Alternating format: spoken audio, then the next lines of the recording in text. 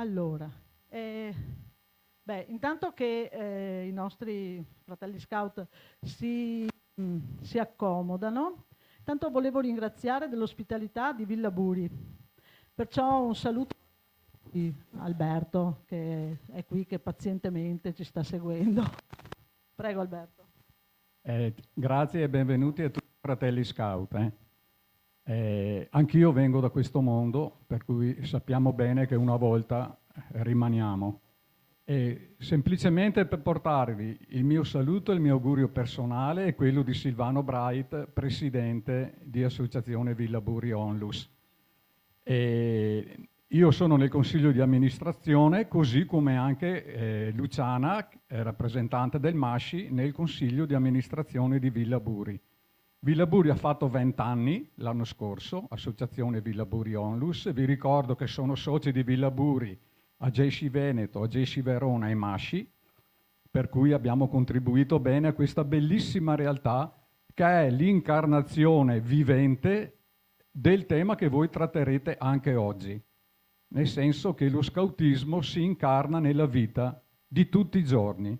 Villa Buri ne è la testimonianza, perché, tanto per darvi un dato statistico, in questi 20 anni la presidenza dell'associazione è sempre stata impersonata, incarnata da persone provenienti dall'ambiente scout.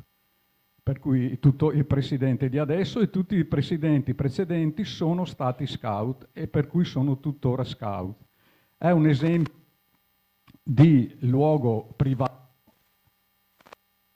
sì, aperto al pubblico. La base scout è una base aperta, con il generoso contributo del MASCI che ci supporta costantemente anche nelle manutenzioni e nella pulizia, che non è cosa da poco in una struttura del genere. E come avete visto anche oggi, molti di voi conoscono già il luogo da tempo. Per chi non lo conoscesse, è l'esempio di quante realtà possono convivere e anche fare le loro attività in contemporanea in un posto come questo. Per farvi un piccolissimo esempio, oggi c'è una festa di fine anno di una scuola materna, c'è una festa di fine attività dell'Arci Passepartout, questa sera ci sarà un concerto organizzato dal bar, domani c'è un matrimonio di una comunità srilankese domattina nel bosco, e via di questo passo. Tutti i fine settimana, ovviamente di più con la bella stagione, ospitiamo realtà sia di tipo associativo ma anche multietnico delle più diverse provenienze. Ecco, ci tengo particolarmente a ricordare assieme a voi, e vorrei che facessimo anche un bel applauso scout alla figura di Bruno Rossi, che ci ha lasciato da poco, perché ha contribuito grandemente a questa realtà. È stato uno dei fondatori di Associazione Villa Buri Onlus ancora più di 20 anni fa, quando è cominciata l'avventura, e poi a lui sarà dedicata non questa base, che naturalmente è già dedicata a Mario Mazza, che qui ha concluso la sua esperienza terrena, come ben sapete, ma a Bruno sarà dedicata la base di San Bortolo, credo l'autunno prossimo. Adesso non so se è già stata individuata la data, ma ecco, credo che l'autunno prossimo sarà intitolata la base a Bruno Rossi. Ecco, vi auguro buon lavoro per la giornata di oggi e per domani, e avanti così, perché in silenzio, con dedizione, con servizio, rendiamo vivi questo posto e tutte le realtà dove siamo impegnati quotidianamente con il nostro servizio di adulti scout e di scout non più adulti e che saranno scout adulti.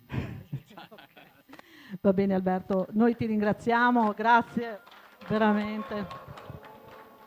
Ringraziamo il vostro impegno, ringraziamo proprio la vostra presenza e volevamo darvi un nostro presente perché resti insomma vostro. È la storia del nostro MASCI che insomma... Grazie. Ciao.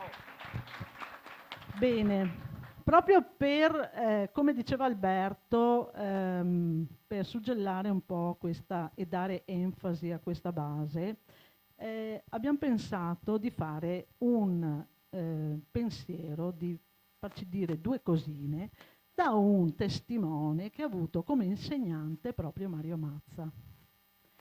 E allora invitiamo magari il testimone ancora vivente di quella persona che è stata Mario Mazza, e chi mai potrebbe essere, non mi ricordo il nome, Pino, che ci viene a raccontare un po' in maniera molto veloce la sua esperienza e il suo vissuto insieme con Mario Mazza. Grazie Pino. Allora, effettivamente io ho conosciuto Mario Mazza fino a quando è morto. Perché? Parlo 5 minuti per spiegare perché questo luogo è dedicato a Mario Mazza, è intitolato a lui, che è stato il fondatore del MASCI nel 1954, ma prima ancora era stato uno dei principali promotori dell'ASCI, prima addirittura che l'ASCI venisse fondato nel 1916 a Roma, di cui lui subito divenne commissario centrale tecnico, cioè perché era quello tra tutti quelli che vi contribuirono, che conosceva meglio la pedagogia, la didattica, la metodologia dello scautismo. Dunque Mario Mazza nel 28, quando il governo fascista abolì tutte le associazioni giovanili per accentrare l'educazione dei giovani sotto le sue agenzie, cessò di fare attività scout, era impossibile, se non clandestinamente. Lui lo fece nel mondo della scuola, a Roma, perché ormai viveva a Roma, e mentre faceva queste cose era un educatore, uno studioso, un pedagogista molto importante e molto stimato da grandi pedagogisti che insegnavano all'Istituto di Pedagogia dell'Università di Roma.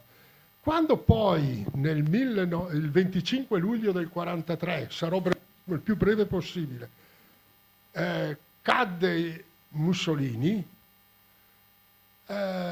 immediatamente lui fu la persona che per primo si preoccupò di far rinascere l'autismo cattolico, andando a trovare Monsignor Rusticoni, con il quale nel 17 aveva addirittura fondato il giornalino L'Esploratore.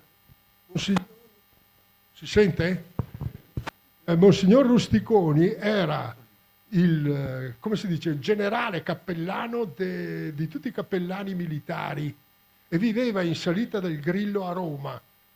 Una cosa incredibile che insieme potessero nel 1943, quando Roma venne occupata dai nazifascisti, andare a trovarlo. Allora lui contribuì insieme con l'allora sostituto alla segreteria di Stato Vaticano, signor Montini, quello che poi diventò Papa Paolo VI, perché allora c'era Luigi Gedda, non so se l'avete mai sentito nominare, che era il presidente della Gioventù di Azione Cattolica, che volevano assumere sotto di loro tutte le associazioni cattoliche.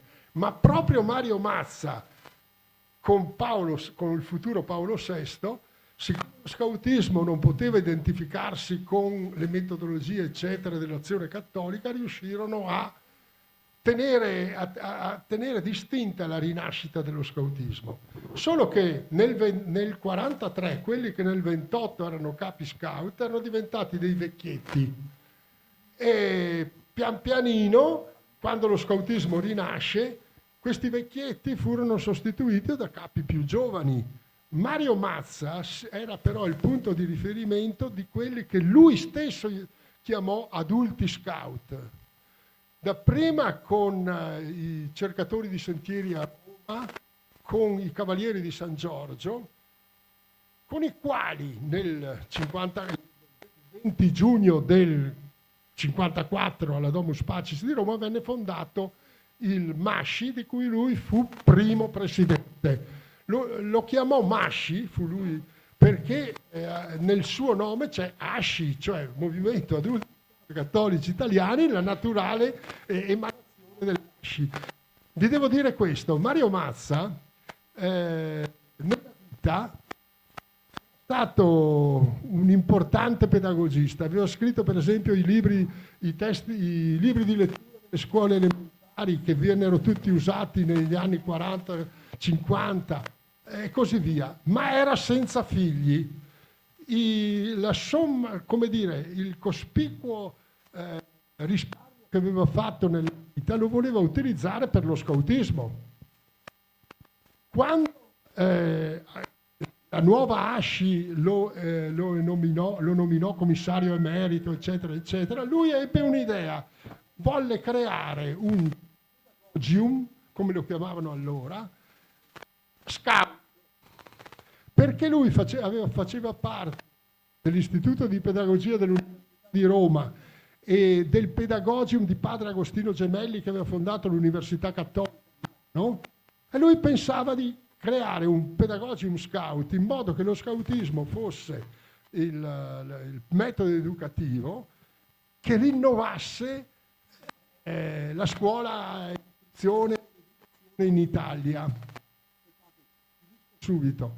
Lui dapprima investì tutti i suoi quattrini a Cortona, restaurando un vecchio monastero, dove fondò il primo Pedagogium Scout, che chiamò Legio. Se non che lì non si trovò bene e allora cercò un luogo dove rifondarlo in maniera definitiva. Lo trovò qui, perché a Verona c'era gli adulti scout che effettivamente gli proposero di venire qui c'era attività scout. Lui allora nel 1953 trasferì il collegio da Cortona a Villa. Si sente?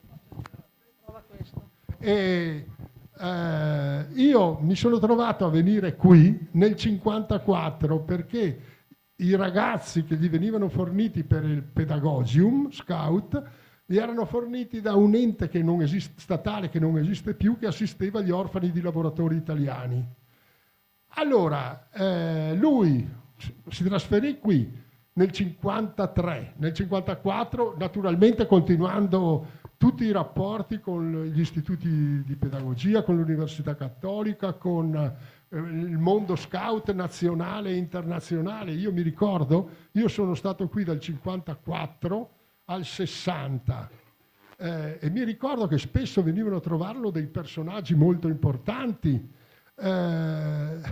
Lui, trasferito qui, era il presidente del MASCI, primo.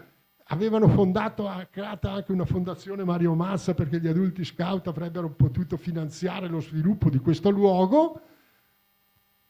Aveva sognato fino all'ultimo di trasformarlo in un centro pedagogico nazionale e internazionale. Se volete vi racconto ancora qualcosa.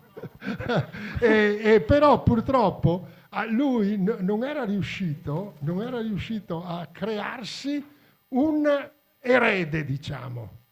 È morto il 21 novembre del 59, dettando qualche ora prima della morte una lettera in cui ancora proponeva come sviluppare questo luogo. Per cui adesso Villa Buri poi dopo la morte di Mazza,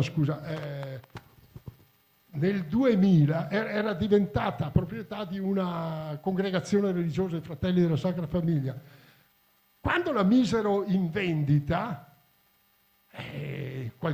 tutti insorsero, perché le cordate che si erano fatte avanti per comprare la villa e il parco non erano nello spirito educativo, eccetera, eccetera. Per cui quando poi la città di Verona, diciamo, grazie al vescovo riuscì a creare Villa Buri Onlus, era naturale che questo luogo venisse dedicato a Mario Mazza. Voi vi trovate nella barchessa della Villa Veneta ristrutturata, che viene dedicata, che è il luogo principale della base, che è dedicata a lui. Ecco perché ci troviamo a base Scout Mario Mazza. Bene. Grazie Pino di questa illustrazione proprio del titolare di questa base. Bene, adesso noi due parole ce le puoi dire, Massimiliano, visto che tu tutte la nostra staffette in tutta Italia ci apri anche la nostra magari, cosa dici? Poi, dato che sono qua, poi intervengo durante la cosa, quindi non vi tedio, no. Ringraziamo Pino di quello che ci ha detto, ma come voi tutti sapete, forse, non so se tutti ce l'avete, ma ci sono due o tre bei libri su Mario Mazza e quindi vale la pena, scritti da lui, vale la pena approfondire e guardarli. Mentre invece il nostro libro sulla storia dello scoutismo, sulla storia del Masci, prende alcuni spunti proprio dell'inizio, quindi quello che stava raccontando lo trovate per chi comprerà il libro sul cammino che abbiamo fatto. No, una cosa la dico perché poi c'è l'incontro così, quindi entreremo meglio negli argomenti dopo. Questa è l'ultima tappa della staffetta, fortunatamente, dico io. No, è stata un'esperienza bellissima, ma io con la macchina ho fatto 7.850 km, devo fare ancora 350 per tornare a Genova domani, con la macchina. 5.500 con l'aereo e 2.200 con il treno. Quindi dico, meno male che finisce la staffetta. E meno male che ce n'erano due parallele, così ogni tanto, cioè tanti weekend ero in entrambi, come oggi, no? Venerdì e sabato mattina, stamattina a Torino, ed era possibile venire qua oggi e domani, ma in tante occasioni no, quindi non ho saltato qualcuno. Ma al di là della battuta, della fatica della mia staffetta, è stato bello perché in ogni regione, con creatività diverse, con sottolineature diverse, con, come si può dire, con voglie anche di prospettiva diverse, abbiamo cercato di far sì che la presenza degli adulti scout del Masci e questo 70° non fosse il ricordo dei nostri 70 anni. Da nessuna parte abbiamo ricordato i nostri 70 anni, sebbene ci sia la linea del tempo in 5 striscioni che avete visto in entrata, che per gli adulti scout è anche carino perché ogni tanto incontravo io sono entrato qua, ognuno si posizionava dove ha incontrato il movimento durante questi 70 anni, mentre invece ci sono questi 6 totem che sono rivolti a quello che il Masci vuole essere, oggi e possibilmente domani. E allora in questa staffetta è stato bello vedere come in tanti modi diversi, poi ne parleremo dopo, il Masci è collocato nella realtà con sottolineature diverse. A Torino, parlo di questo perché era stamattina e ieri, il tema fondamentale era il tema, hanno cercato di sviluppare il tema della pace perché sembrava una sottolineatura forte. E il 70° l'hanno vissuto con il Sermig. E domani andranno su all'abbazia di Superga, dove il Sermig l'ha presa in carico, ma il Sermig da sola non ce la fa gestire. Allora le comunità Masci di Torino hanno fatto una specie di gemellaggio con il Sermig e tutti i sabati e domeniche vanno a turno una comunità a fare servizio per l'ospitalità di 40 posti letto, che ci saranno scout, chiunque vuole andare a fare bivacchi, eccetera, e a fare servizio quindi collocati nella realtà. E questo è bellissimo perché da tutte le parti in Italia troviamo gli adulti scout che sono inseriti in questo contesto. E qui è molto bello perché è noto, no? Il fatto del segno che si lascia, sì, perché dove noi finiamo la nostra staffetta lasceremo un segno che poi lo spiegheranno Vanni e Lionello, perché poi qui ci sarà la route del 50° della Gesci. Quindi è un passaggio, noi ci saremo a fare servizio, tanti di noi per carità, ma anche simbolicamente è un passaggio di testimone, no? Di 70 e 50, da fratelli maggiori in qualche modo. E questo segno che chiude il nostro cammino, la nostra staffetta, può rappresentare l'apertura di un altro cammino che è quello dei nostri fratelli minori. E quindi questo direi che è un segno bello di questa nostra staffetta. Quindi approfondiamo, io dirò le idee sul MASCI mentre chiacchiereremo. Comunque sono contento di essere qui, non è la prima volta che vengo a Viraburi, insomma tante volte. L'avevo visto l'ultima volta questa in costruzione, in lavori, e adesso è bella finita, quindi è meravigliosa, e sarà bello anche vedere poi 20.000 capi qua, perché sarà bello sicuramente, ma comunque oggi e domani il nostro evento, e viviamolo con la pienezza. Guardate, lei ha letto il commento al Vangelo del Don che non ha potuto essere. Don Gianluca, non mi veniva il nome, scusami. E quindi diamo là con quel commento, perché ha fatto un commento bellissimo sul senso del nostro più vita alla vita. Lui ha ripreso il tema di Gesù che dice che la vostra gioia sia piena, cioè non una gioia, non una contentezza, no? La gioia sia piena. E dove sta questa pienezza di gioia? Nelle sofferenze, nelle fatiche, nelle cose belle, nelle cose brutte, tutte cose che viviamo tutti i giorni. Poi con l'avanzamento dell'età a volte ci sono tante gioie, nipoti e tutto, ma anche tante fatiche, no? Sofferenze, malattie, eccetera. Che la vostra gioia sia piena. Cioè c'è la pienezza della gioia, dell'essere contenti di questa nostra vita. Il più vita alla vita vuol dire questo, che la nostra gioia sia piena, cioè la pienezza, la contentezza di essere in questo mondo.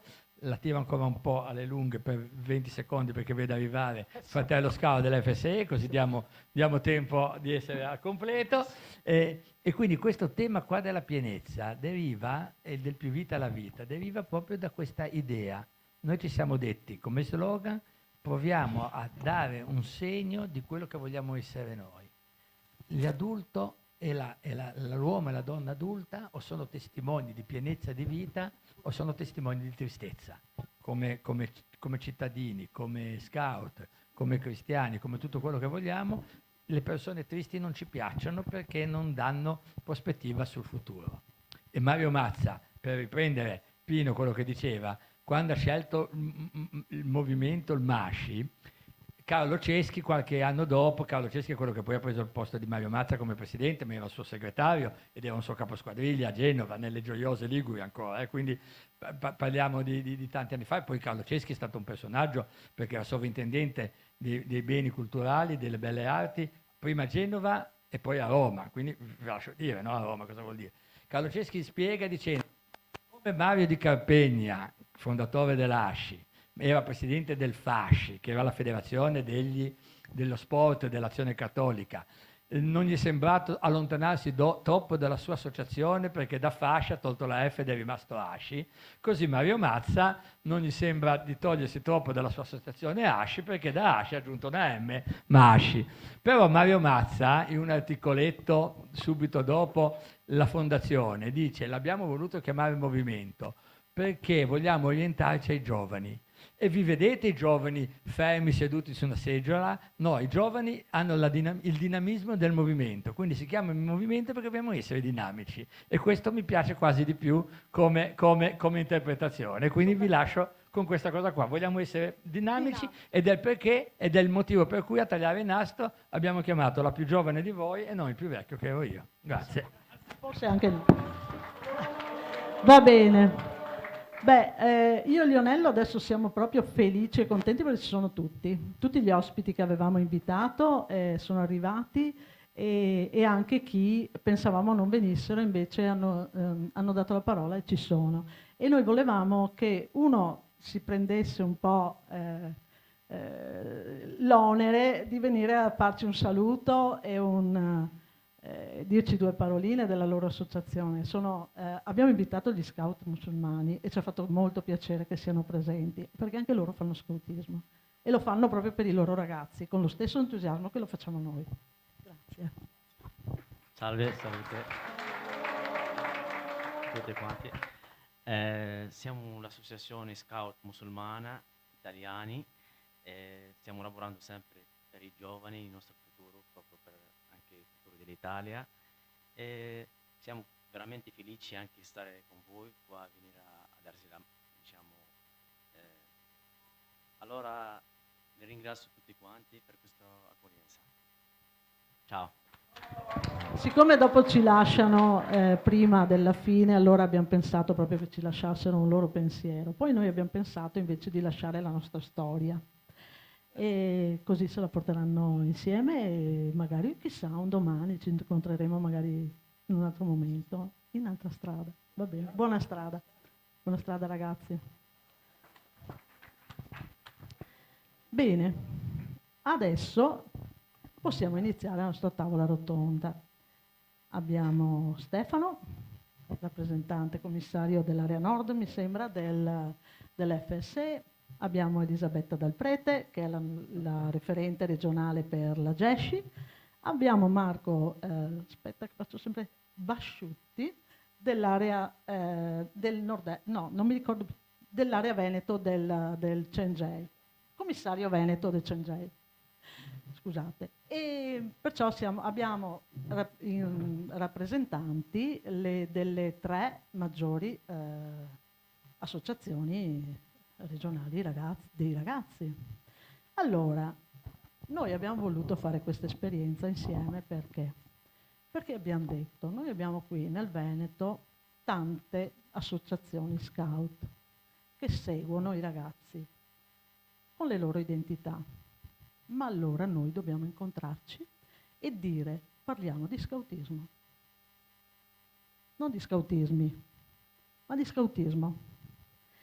E loro sinceramente hanno accolto questo nostro invito. Hanno fatto i salti mortali per esserci, me l'hanno detto, perché ci sono programmati tutte le date. Stefano poi è arrivato proprio con l'acqua alla gola per dire, no? Ci siamo sentiti, eccetera. Perciò ringraziamo di cuore della loro presenza.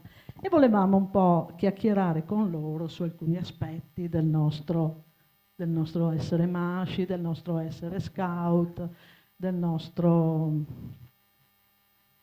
per quanto riguarda il nostro movimento, ma non solo, perché noi sì siamo scout adulti, ma loro stanno preparando magari gli scout adulti di domani. Speriamo.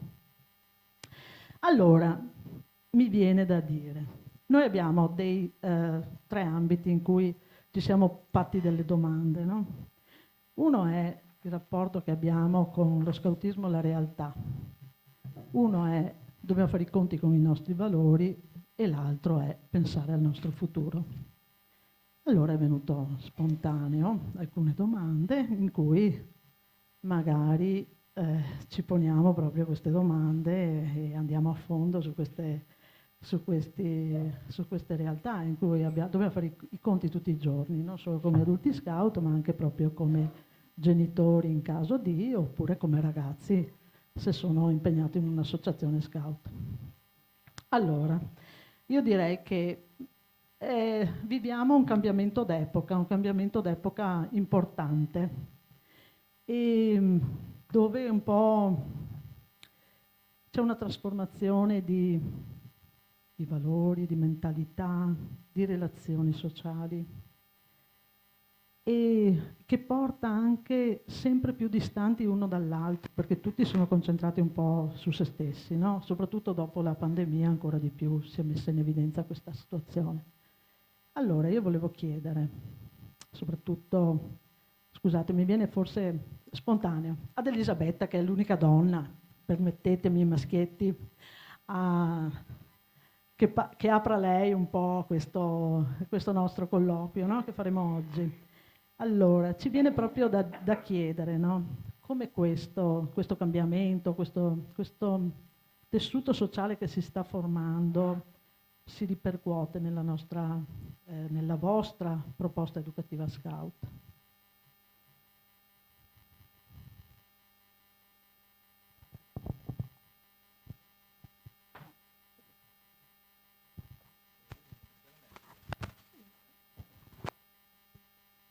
Eccomi, bene.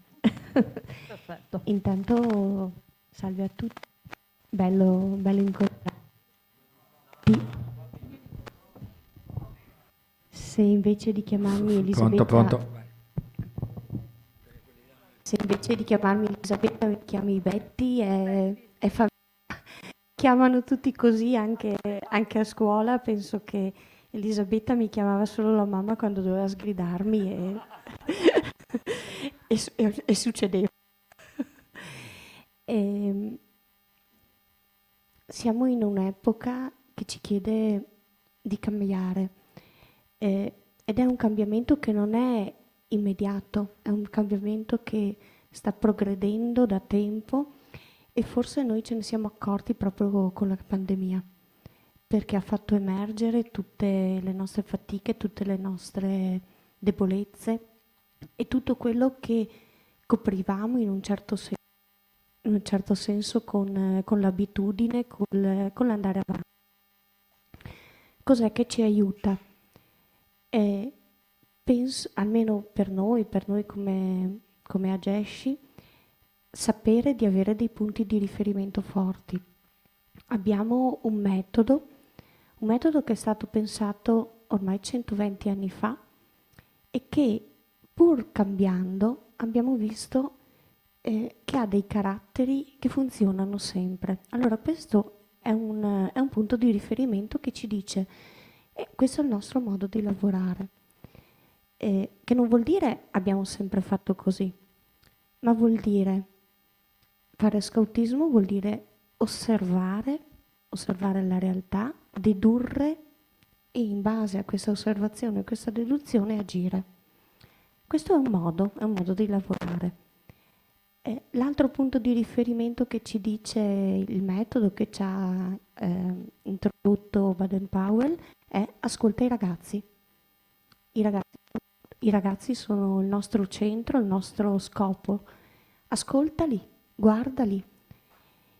E penso che questa sia una delle sfide importanti, perché è facile dire ascolta i ragazzi così, ma quanto in realtà in questa società noi siamo davvero pronti a metterci al loro passo, a consegnargli il potere di cui non solo hanno bisogno ma hanno diritto, quanto siamo pronti a fare anche un passo di lato in modo che loro possano fiorire.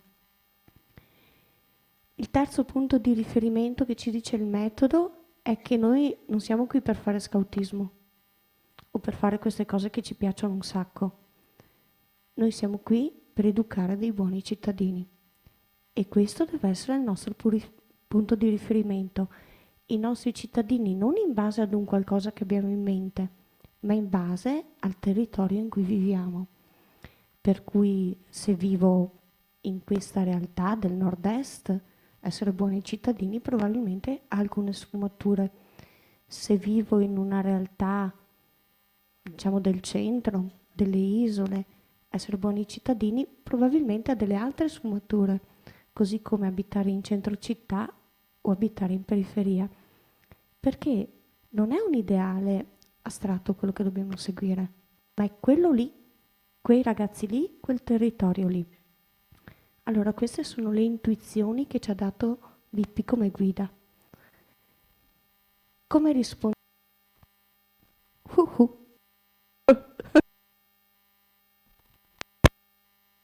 Quello che vuole. Come rispondiamo come Ageshi? Il primo con la consapevolezza che da soli non bastiamo. Non basta l'Ageshi anche se è grande, anche se siamo tanti, anche se siamo in una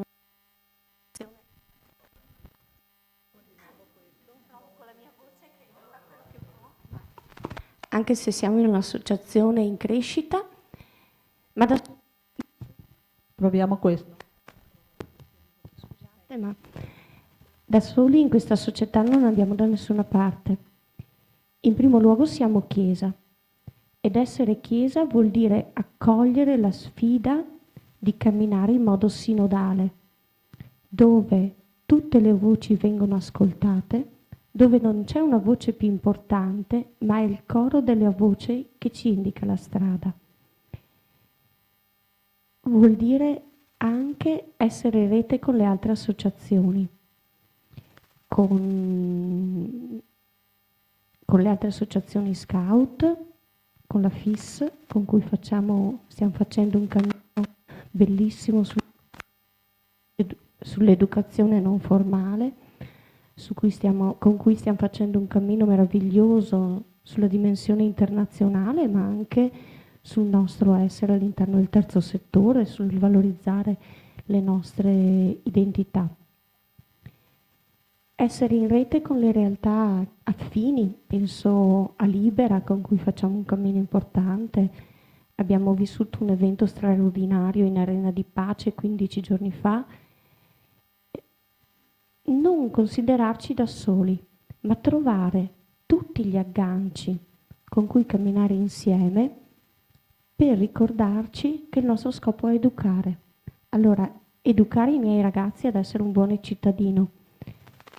Mi aiuta a far parte di Libera? Assolutamente sì.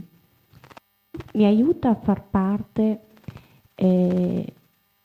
della Federazione Italiana dello Scautismo con CNJ? Assolutamente sì. Mi aiuta a incontrare il MASCI? Sì. Mi aiuta a incontrare associazioni che parlano di pace? Sì, perché io non sono da sola, perché se lavoriamo insieme costruiamo un cammino più grande. Quali sfide stiamo affrontando? Stiamo affrontando la sfida dell'accoglienza dei ragazzi di altre religioni. È una sfida immensa, perché non ci siamo solo noi e nella nostra società ci sono altre emergenze, non solo i bambini di tradizione cattolica. Ci sono bambini di altre religioni e ci sono bambini i cui genitori non scelgono religioni. Anche per loro, pensando un percorso che la loro presenza è ricchezza. Stiamo lavorando tantissimo sulla partecipazione e la contribuzione dei ragazzi, per dare a loro il potere decisionale. Stiamo lavorando tantissimo sull'identità di genere. Stiamo lavorando tantissimo sulla sostenibilità. Stiamo lavorando tantissimo sulla formazione capi. Queste sono sfide su cui ci stiamo muovendo partendo da quei punti di riferimento. Molto bene, grazie, veramente molto molto profonda Allora, tu parlavi che c'è una difficoltà, no?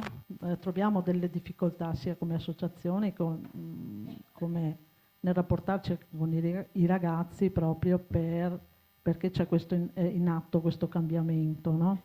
Allora, qual è la difficoltà, e questa la faccio a Stefano, la difficoltà che incontrano i ragazzi nel rapportarsi nella proposta scout, in questo caso?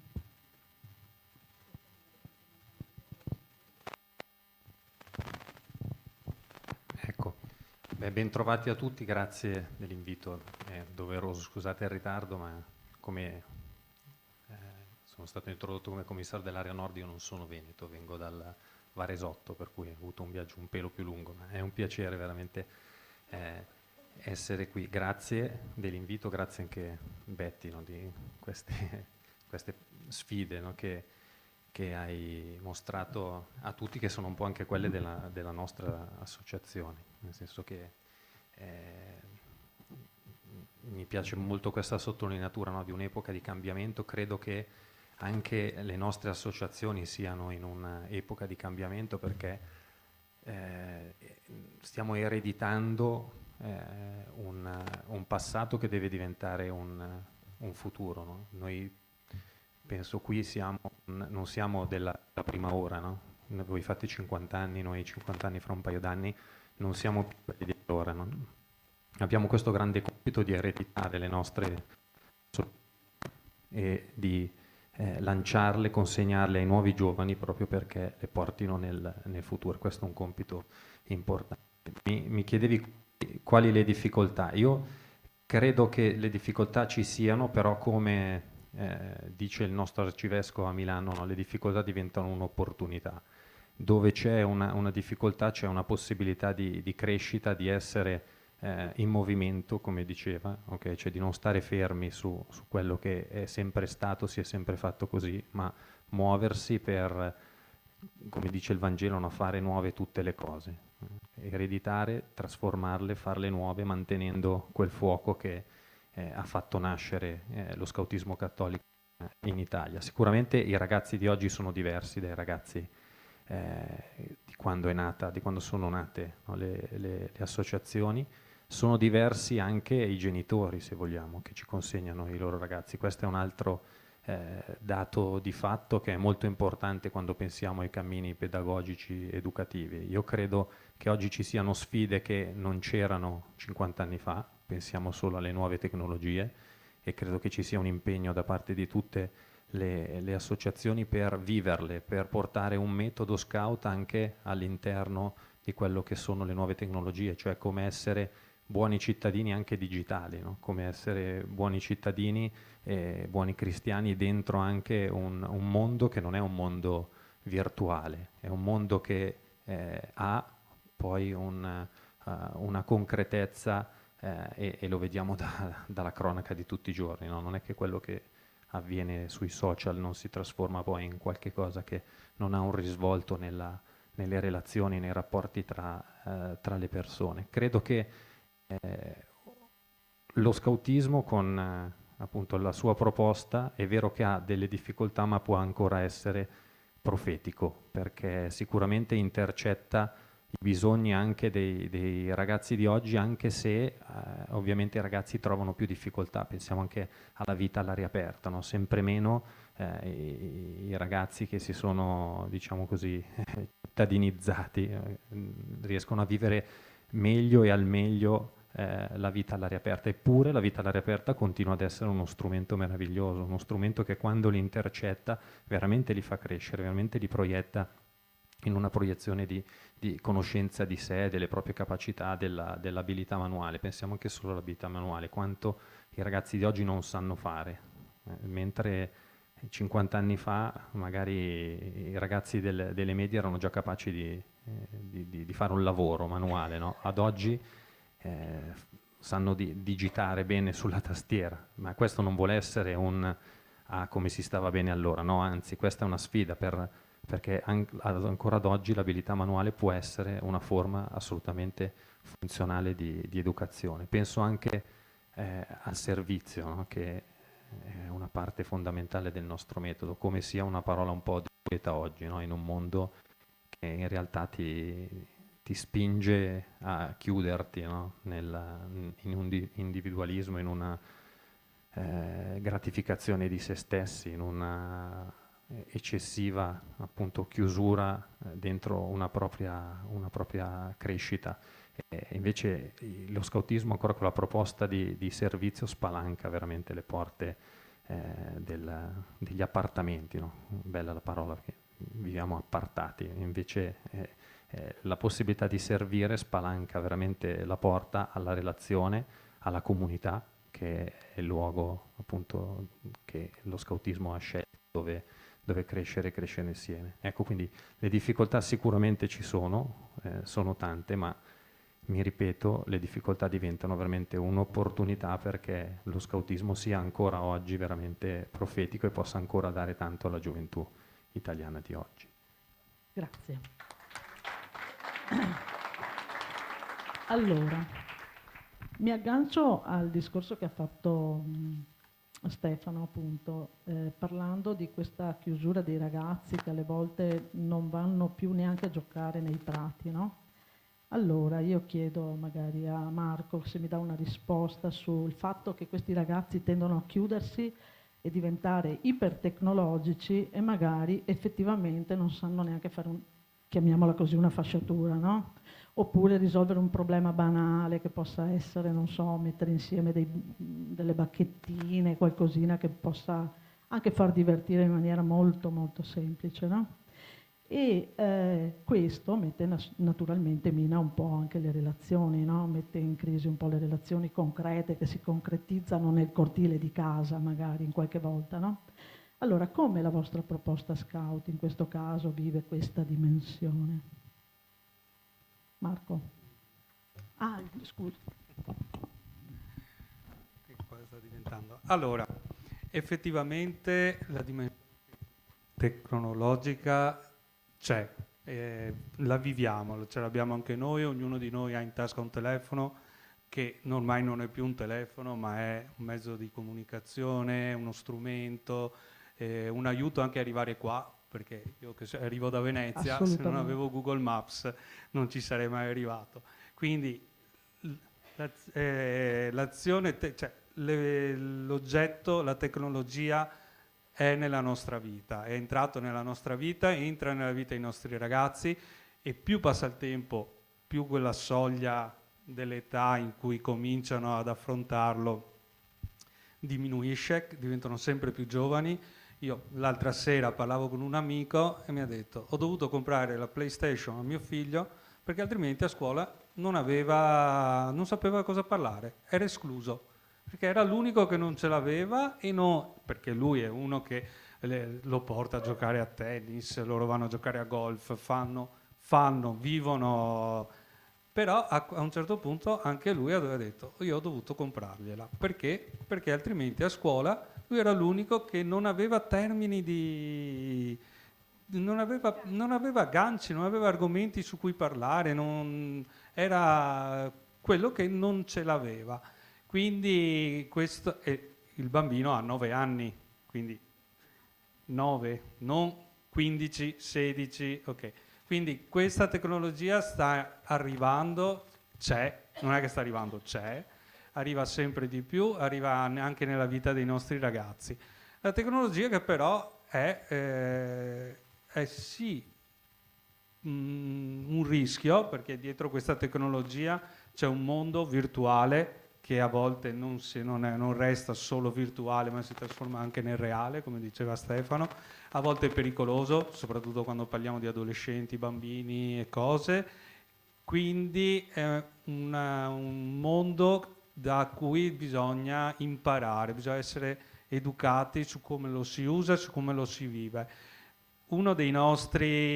Secondo me, una delle nostre opportunità come educatori è quella di essere a fianco a questi ragazzi, quindi aiutarli da una parte a capire che la tecnologia c'è e bisogna imparare a usarla, bisogna imparare a capire quando serve, bisogna imparare a non esserne schiavi, perché non deve essere lei che comanda la nostra vita, ma dobbiamo essere noi che usiamo quello strumento, come tutti gli strumenti, e che è anche un ambiente pericoloso, però non è vietando che secondo me li possiamo aiutare, perché vietando chiudiamo una porta, però non gli abbiamo insegnato cosa c'è dietro quella dopo. Cioè gli stiamo chiudendo una cosa, gli stiamo proibendo una cosa, che però poi magari si ripresenta con un'altra faccia. Se lui non ha gli strumenti per capire, per adeguare il suo comportamento, per sapere analizzare, per saperlo gestire e tutto, noi non l'abbiamo cresciuto come una persona che sa affrontare le cose. Quindi questa secondo me è una cosa importante. Quindi a volte anche la tecnologia può essere anche utile per noi, però è anche un modo, può essere uno strumento per vivere quello che facciamo, soprattutto nell'ottica di insegnargli a essere loro che usano lo strumento e non farsi usare dallo strumento. E una cosa è anche una sfida per noi adulti, perché a volte io faccio l'informatico, però non posso dire che ne so di mondo social, di tutte queste cose qua, ne so quanto ne sanno certi ragazzi. Per me è una sfida, per me è un lavoro in più che devo fare, perché io sono diventato capo scout come tutti qua, e penso che so fare le legature, so fare i nodi, so lanciare, io sono un lupettaro, per cui io so lanciare un gioco, so fare un bounce, tante belle cose. Adesso non basta più. Se io devo interfacciarmi con i ragazzi di oggi, devo anche capire cosa cosa loro usano, quindi quali sono i loro strumenti, il loro modo di comunicare, cosa gli succede, cosa fanno. E quindi è una sfida anche per me, però è bello, insomma, anche questo è utile anche per crescere noi stessi, insomma. Non chiudiamola, secondo me non consideriamola qualcosa da buttare, ma una cosa che c'è, che dobbiamo imparare a farla tornare come un nostro strumento, qualcosa di utile per noi, e che i ragazzi devono imparare a conoscere, a vivere. È anche vero che io penso, come tutti anche le altre associazioni che ci sono qua, vedo che più andiamo avanti, però comunque la nostra proposta, che comprende anche una socialità, un vivere assieme, è ricercata, segno che una volta che loro conoscono questa nostra proposta, questo nostro modo di vivere, di socializzare, di stare insieme, è cercata, non è sparita, forse può diventare assopita da questo mondo, da come viviamo, però quando la scoprono fanno fatica a lasciare. Io vedo anche i ragazzi quando crescono che magari fanno altre scelte perché hanno lo sport agonistico, quindi, però il fazzolettone non lo buttano, ma non perché ha avuto cosa, ma perché è il ricordo di tutte quelle avventure, quelle socialità che cercano, che lo vogliono e che non mancheranno mai. È vero, anche mio figlio è uscito, però il suo fazzolettone se l'è portato via, sinceramente. Allora, volevo chiedere due cose. Una cosa la chiedo a Betty e una cosa la chiedo a Massimiliano. Una relativa alle conflittualità per Betty che ci possono essere nell'arrivo di persone nuove, come dicevi tu, no? Con esperienze diverse sociali, di vita, di abitudini, che devono comunque andare incontro a chi è abituato a stare qui in questo territorio, no? Perciò la difficoltà che voi avete nell'affrontare questo argomento, del come porvi con questi ragazzi. E poi a Massimiliano dico, proprio perché c'è una crisi di identità sia nei ragazzi, nelle persone adulte, soprattutto dopo anche il Covid c'è stato proprio, sembra quasi un'umanità regredita, no? Come nel contesto sociale di oggi, cosa può dire il nostro movimento in questo senso? Tanto magari diamo la parola a Betty. Eccomi qua.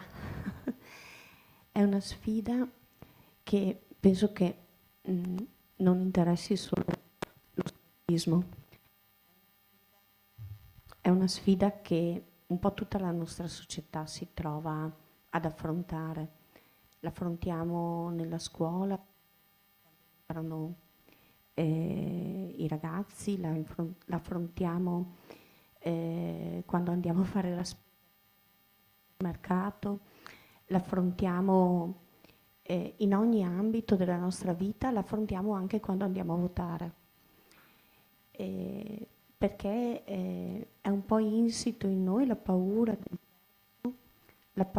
delle strade nuove, un po' perché la strada che abbiamo percorso ci sembra sicura e ci sembra facile da continuare. Allora inserirsi in questo contesto vuol dire avere anche un pensiero politico e fare delle scelte anche politiche. Parlo di politica nel senso puro del termine, quella che orienta, quella che ci dà il punto di riferimento di quello che siamo. Allora, da un lato abbiamo come associazione queste azioni, diciamo così, di incontro, che sono i vari eventi internazionali, il Jamboree, il MUT, il Roverway. Sono questi eventi in cui i nostri ragazzi scoprono altri ragazzi e, conoscendosi, scoprono che è bello fare la pace. Quest'estate abbiamo vissuto questo Jamboree faticosissimo, con tanto di tifone, evacuazione, preoccupazione su tutti i giornali, i nostri ragazzi dove li abbiamo mandati in un posto immondo. I ragazzi che sono tornati erano felici, entusiasti, hanno affrontato delle fatiche immense, patito la fame, la sete, il sonno, entusiasti perché hanno incontrato altri, diversi, ma come loro ragazzi che sognano. Allora questo a me fa venire la pelle d'oca perché è bellissimo. Questo ci deve aiutare nel momento in cui facciamo le scelte, per rimettere al centro quello che è importante. Allora, questi eventi internazionali ci aiutano i nostri ragazzi a capire che non sono da soli.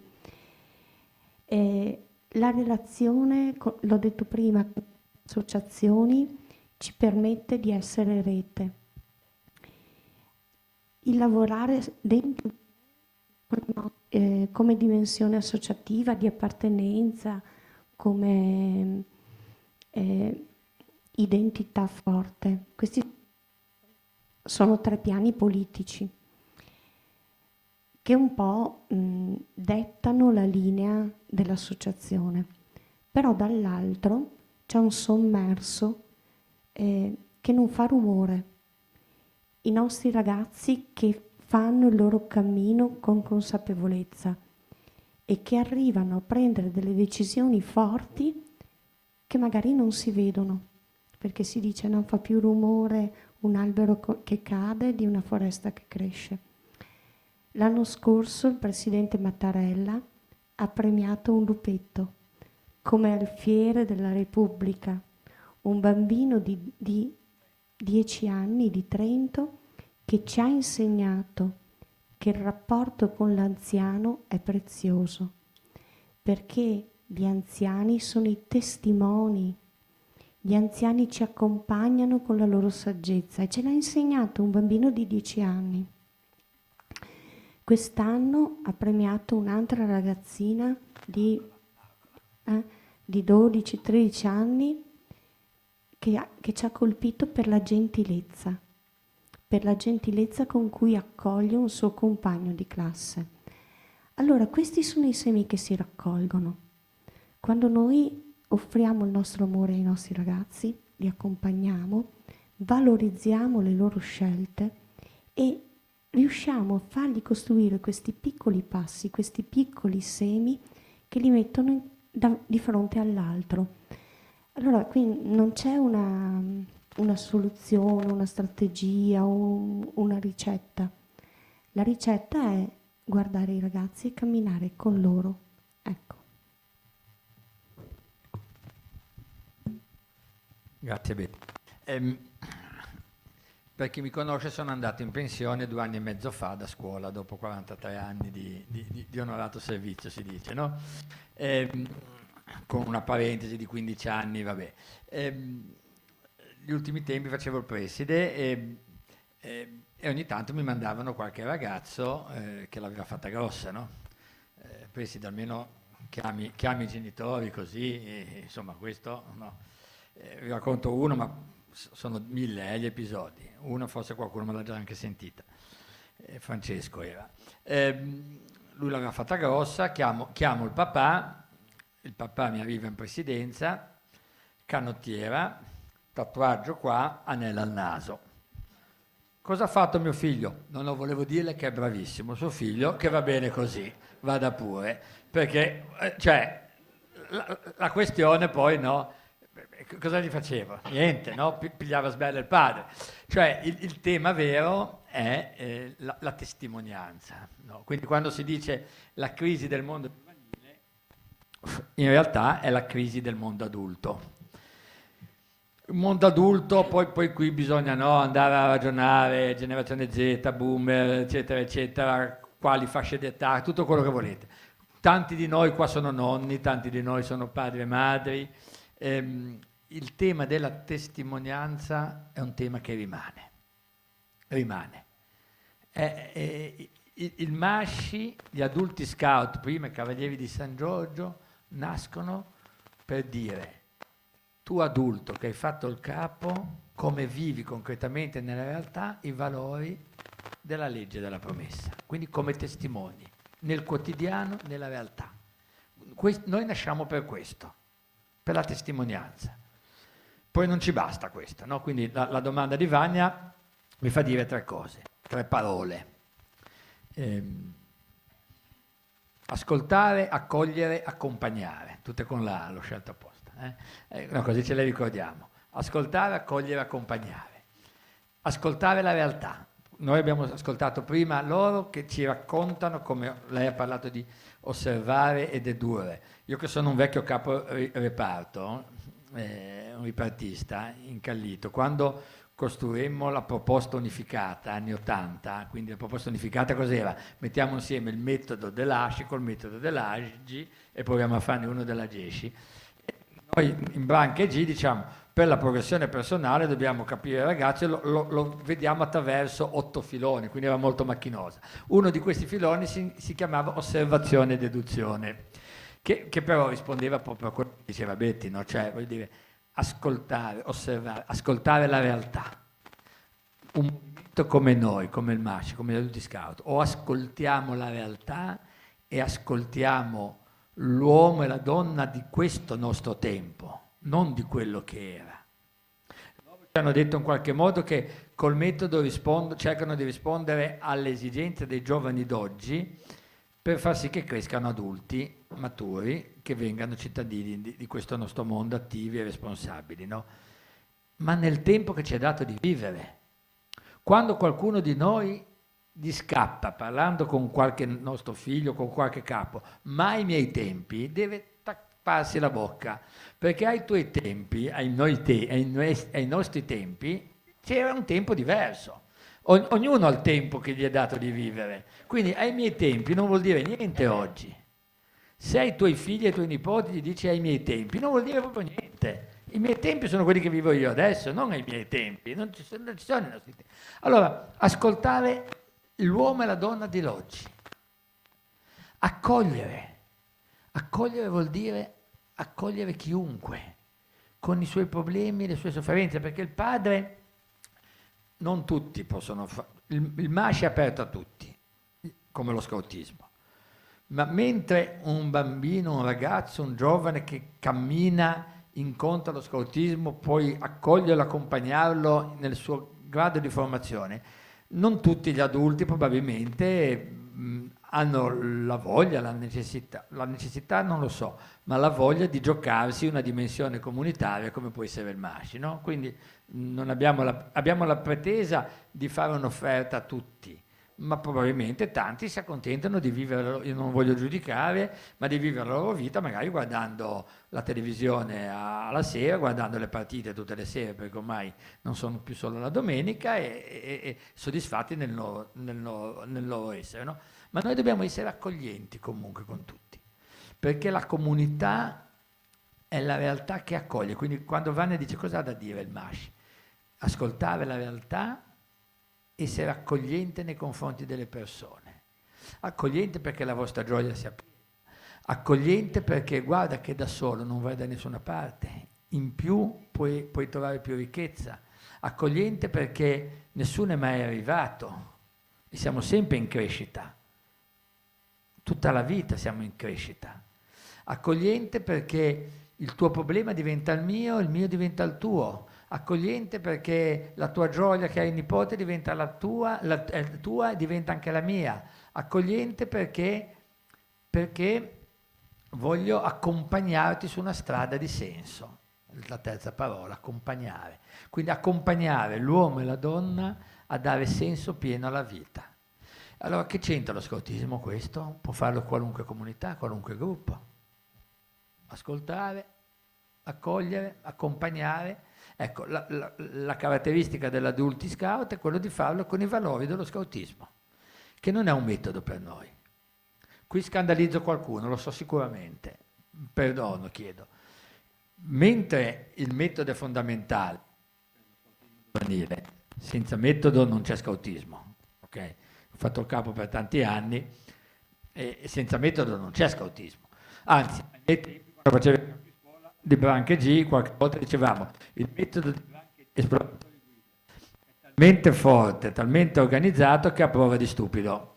Nel senso che anche un capo preparato scemo, si applica bene il metodo, poi c'è tutto il tema dell'intenzionalità educativa, c'è tutto il tema, qualche capo preparato scemo c'era ai miei tempi, lo dico, ma anche adesso, immagino. Però c'è poi tutto il tema dell'intenzionalità educativa, no? Del perché fare le cose che ti devi porre, no? Oggi noi nel MASCI chi dice, ma qual è, ogni tanto mi arriva qualche lettera, ma qual è il metodo per il MASCI, il metodo scout dello scautismo adulto? E io gli rispondo nessuno. Ma come nessuno? No, non c'è un metodo, non abbiamo degli strumenti per. Noi abbiamo dei valori che sono quelli scout e cerchiamo di concretizzarli nella nostra vita, nella quotidianità della nostra realtà, della nostra vita, per essere adulti responsabili e affidabili. Come dico, girando tanto, ho incontrato tanti vescovi e tutti mi dicono sì, perché tutti dicono Presidente, il MASCI è bello qui da noi, eccetera. Io dico sì, siamo un po' vecchietti, un po' stanchi, qualche comunità sembrano un po' i reduci di guerra, qualcun altro. Dice no, però siete affidabili, quando vi chiediamo qualche cosa rispondete. Questo è un bel complimento, perché siete affidabili, cioè vuol dire che siamo quei cittadini attivi di cui BP sognava, la conclusione del cammino educativo, responsabili e affidabili. Allora il metodo è uno strumento per diventare. Il metodo è indispensabile nel momento educativo giovanile. È una sovrastruttura negli adulti che ti blocca a un formalismo e che non ti va a chiedere il perché fai le cose. Possiamo fare l'alza bandiera, metterci la divisa. Vedete, qui siamo tutti e quattro, no? Loro sono in divisa perfetta, io sono sbulinato, si dice a Genova. Non so in Veneto qual è come sbragato, ecco. A Genova sbulinato forse è ancora un po' peggio di sbragato, no? Non sono vestito bene in divisa, ho la maglietta, questa che è quella dell'uniforme nostra, ma è l'unico pezzo che ho dell'uniforme. Come oltre il fazzoletto, sì, ma non lo faccio per sfidare nessuno, ma perché qual è il senso del perché facciamo certe cose? Perché utilizziamo alcuni segni, alcuni simboli? O li utilizziamo perché c'è una ragione, e allora una ragione è quella educativa in crescita, una ragione è farlo. Si è sempre fatto perché è così, non ha senso. In alcuni contesti ha senso, in altri contesti non ha senso.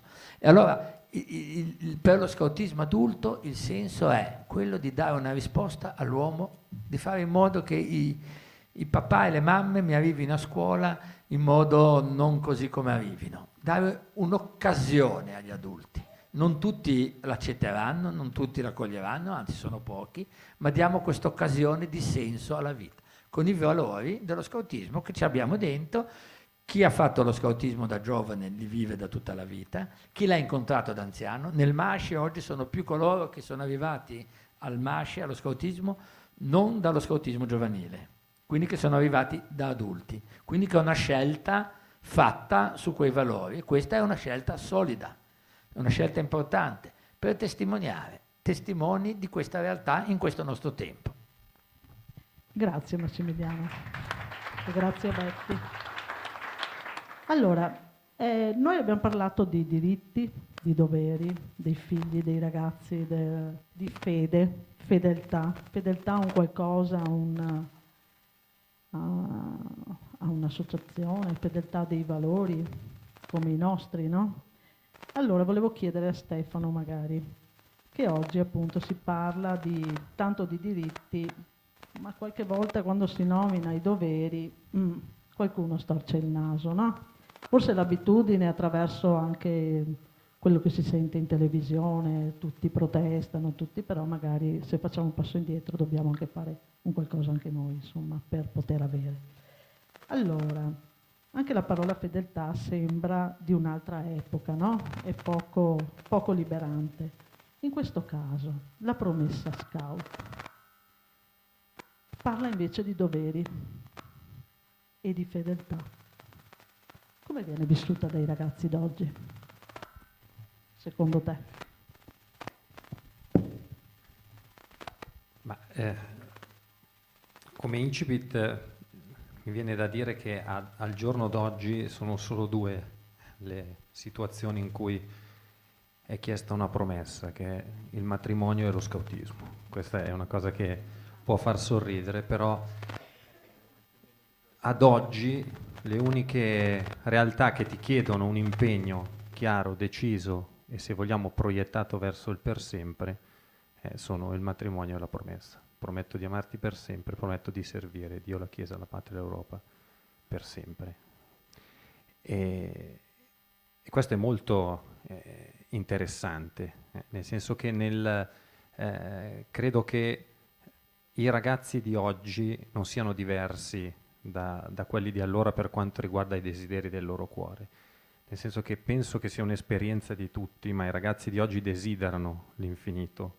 I ragazzi di oggi hanno il cuore proiettato verso l'altro, hanno una sete veramente di relazioni, una sete di un rapporto con il trascendente, per cui si fa solo più difficoltà, è solo più difficile forse vivere questi aspetti, perché sembrano completamente avulsi da quella che è la proposta invece diciamo sociale, okay? Però in realtà rispondono ancora, credo, veramente al desiderio di ogni uomo, di ogni donna e quindi anche di ogni ragazzo e di ogni ragazza che ci vengono affidati.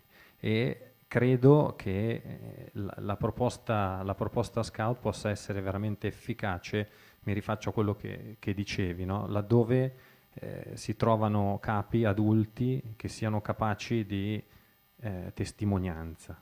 I ragazzi non hanno bisogno di parole, di essere riempiti di concetti, di educazione, ma hanno bisogno di vedere che si può vivere in un certo modo, hanno bisogno di vedere persone felici che hanno vissuto in un certo modo e che la ricompensa di vivere quel modo è una felicità che altre cose non possono dare. C'è un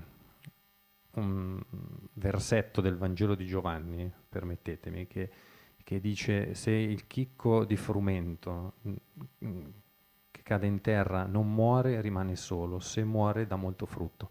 È bellissimo che il contrario del dare frutto, se muore, non è il non dare frutto. Cioè, se noi siamo semi che non muoiono, che non si danno agli altri, non è che non diamo frutto, rimaniamo soli. Il chicco di frumento che cade in terra e non muore rimane solo. E credo che oggi i ragazzi abbiano questo desiderio veramente di una rete di relazioni, abbiano bisogno di una comunità, hanno bisogno di un luogo che li faccia crescere in relazione. E la proposta Scout, attraverso il servizio, il dono di se stesso agli altri, può riempire questo desiderio veramente di non rimanere soli, perché se tratteniamo invece non solo non diamo frutto, che forse è la cosa migliore, ma veramente rimaniamo soli. Per cui ecco, credo che veramente i desideri rimangano gli stessi, abbiamo bisogno di trovare nuovi modi forse, no? di vivere questo valore testimoniale, ma dobbiamo farlo attraverso veramente quello che noi viviamo tutti i giorni, cioè il mostrare loro che c'è un modo di vivere che dà una gioia piena, che dà una ricchezza piena della vita.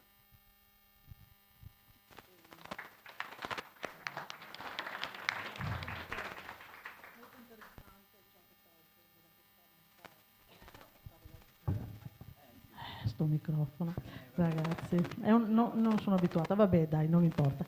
Allora, volevo dire che stanno uscendo delle considerazioni molto, molto importanti, molto belle, che mi fa anche ricordare un momento della mia vita che ho partecipato all'assemblea regionale della GESCI come rappresentante del MASCI, come segretaria, prima uscita, mai parlato tanto in pubblico con la gente, ma adesso insomma mi sto abituando anche abbastanza velocemente in questo. E mi ricordo che si parlava proprio di felicità. Voi in quel momento avete dato l'annuncio che cominciavate il vostro percorso verso il senso della felicità. Di far passare questa cosa attraverso naturalmente un progetto educativo ai vostri ragazzi, ma prima di tutto ai capi che erano lì presenti in quel momento, ma soprattutto in prospettiva per i prossimi 3 anni un progetto che parlasse di felicità. Bene, lo festeggiate, lo avete aperto in occasione anche del vostro 50esimo, qual migliore periodo, eccetera, no? Allora, vogliamo appunto parlare di creare generazioni felici. Parlavamo tutti e 3, avete parlato 4 anche con Massimiliano, di generazioni felici, finalmente, che si parlasse di felicità, di gioia, eccetera, no? Perciò, nella complessità di oggi, lo scautismo è strada di felicità per i ragazzi. Lo so che siamo andati dentro un po' nella questione, però ci sembrava bello chiedervelo. Ma se non fosse così non sarei qua. Faccio solo un inciso e poi cerco di risponderti. Sono 2 cammini paralleli, quelli che stiamo facendo di 50 anni di Agesci e della route nazionale. 50 anni di Agesci li abbiamo inaugurati con il Consiglio Generale e sono partiti dal 25 aprile, insomma, e continuano per tutto questo anno. È un anno che è memoria, che è ricordo, che è celebrazione, che è anche rilancio, ed è il ricordarci di una scelta profetica che abbiamo fatto costituendoci come associazione. La route nazionale è partita prima dei 50 anni ed è partita, l'abbiamo lanciata l'anno scorso ufficialmente, diciamo così, in primavera, come un cammino che portasse le nostre comunità capi proprio a riflettere su questo tempo, su questa storia. Ed è un percorso che è iniziato ai primi di settembre, con un cammino di scelta, in cui le comunità capi poi hanno impostato una formazione interna, faranno delle azioni che vedrà nell'evento qui a Villa Buri una tappa e che si concluderà nell'autunno. È un percorso. In questo percorso c'è anche la celebrazione di 50 anni. Perché abbiamo scelto il tema generazioni di felicità? Intanto perché la felicità ci sfida.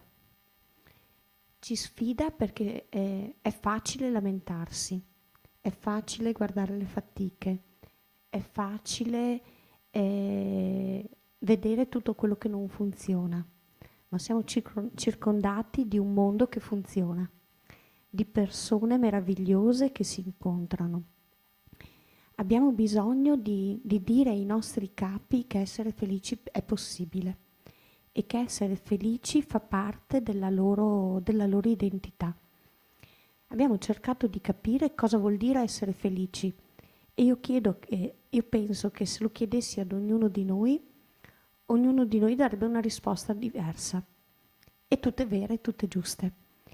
Essere felici vuol dire proprio questo, avere la consapevolezza di quello che ci fa star bene, di quello che ci fa essere noi stessi, di quello che ci rende delle persone piene.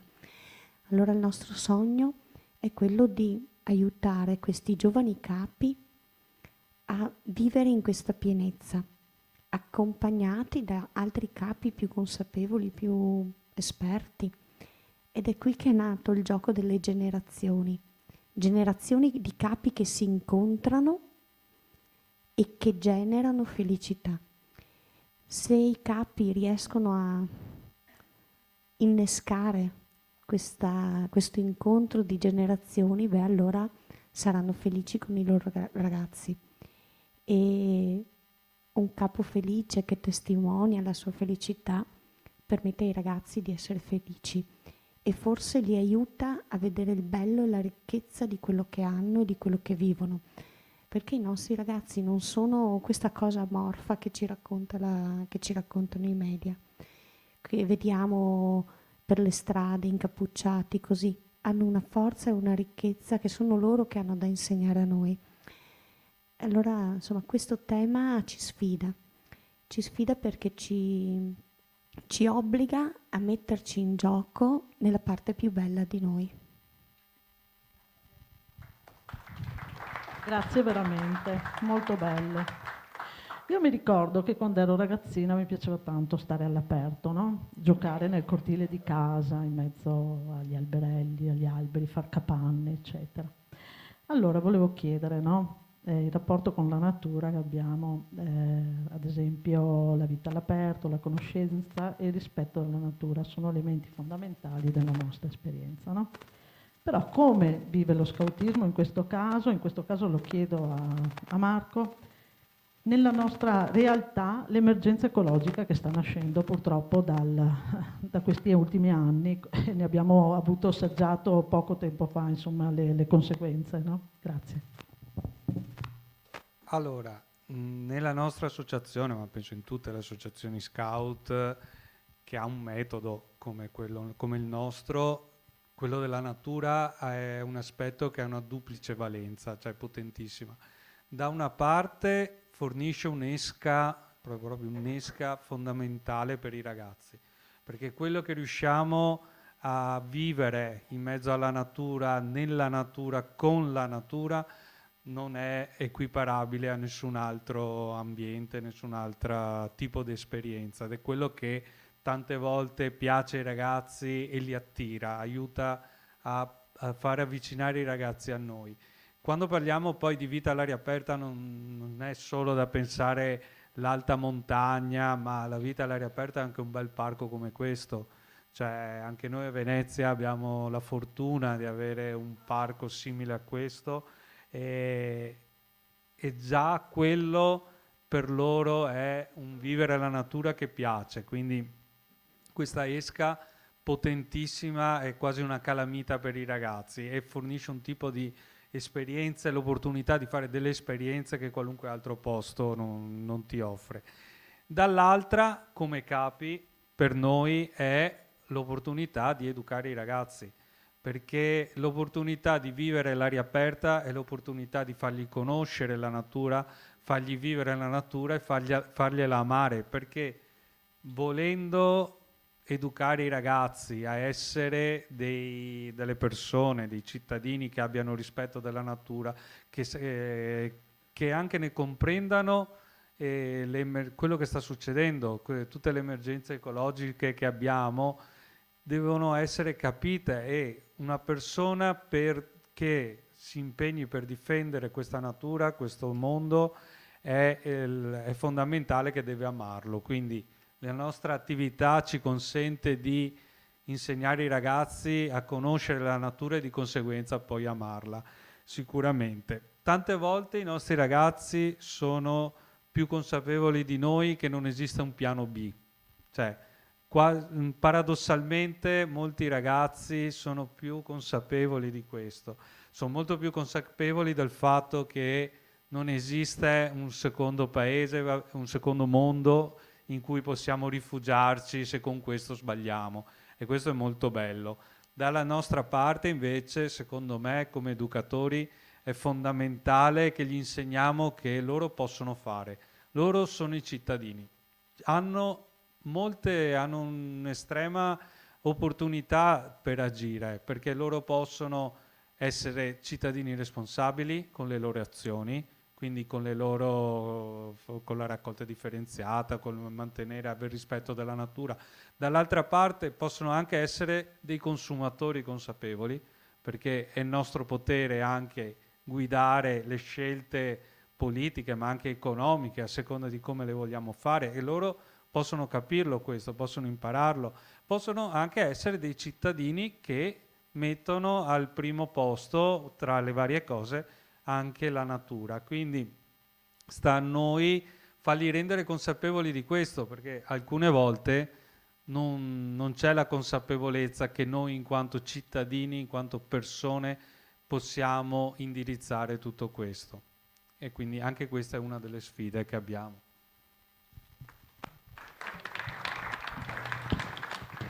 Allora, quando siamo in mezzo alla natura, lo vediamo anche attraverso le nostre veglie, no? Magari quei momenti in cui siamo di sera, nel silenzio, insieme magari ai nostri ragazzi, o noi adulti in particolare, magari anche questa sera prima del fuoco, perché faremo un fuoco, se volete, dove insomma ci divertiremo anche, no?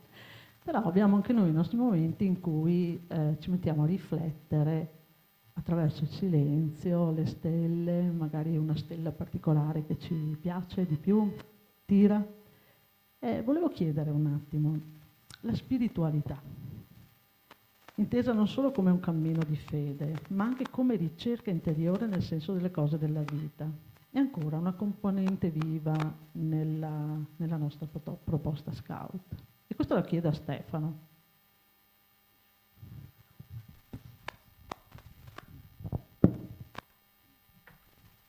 Ma penso di interpretare un po' il pensiero di tutti qui, no? Lo scautismo credo che sia intriso di spiritualità, forse perché offre un modo estremamente semplice di veramente collegarsi al trascendente. Pensiamo proprio all'essenzialità, no? del nostro vivere lo scautismo a qualsiasi età, proprio ci si libera di tutto quello che è il superfluo e si entra veramente in questo orizzonte trascendente. Pensiamo a tutto quello che offre lo scautismo, la strada, la qualità che ti sale dagli scarponi, il contatto con la natura, il simbolismo delle nostre cerimonie, che è una risorsa preziosa per far capire ai ragazzi e comprendere noi, no? Tutto quello che di spirituale c'è dietro, invece un gesto che è concreto, che trasforma in concretezza qualche cosa che è prettamente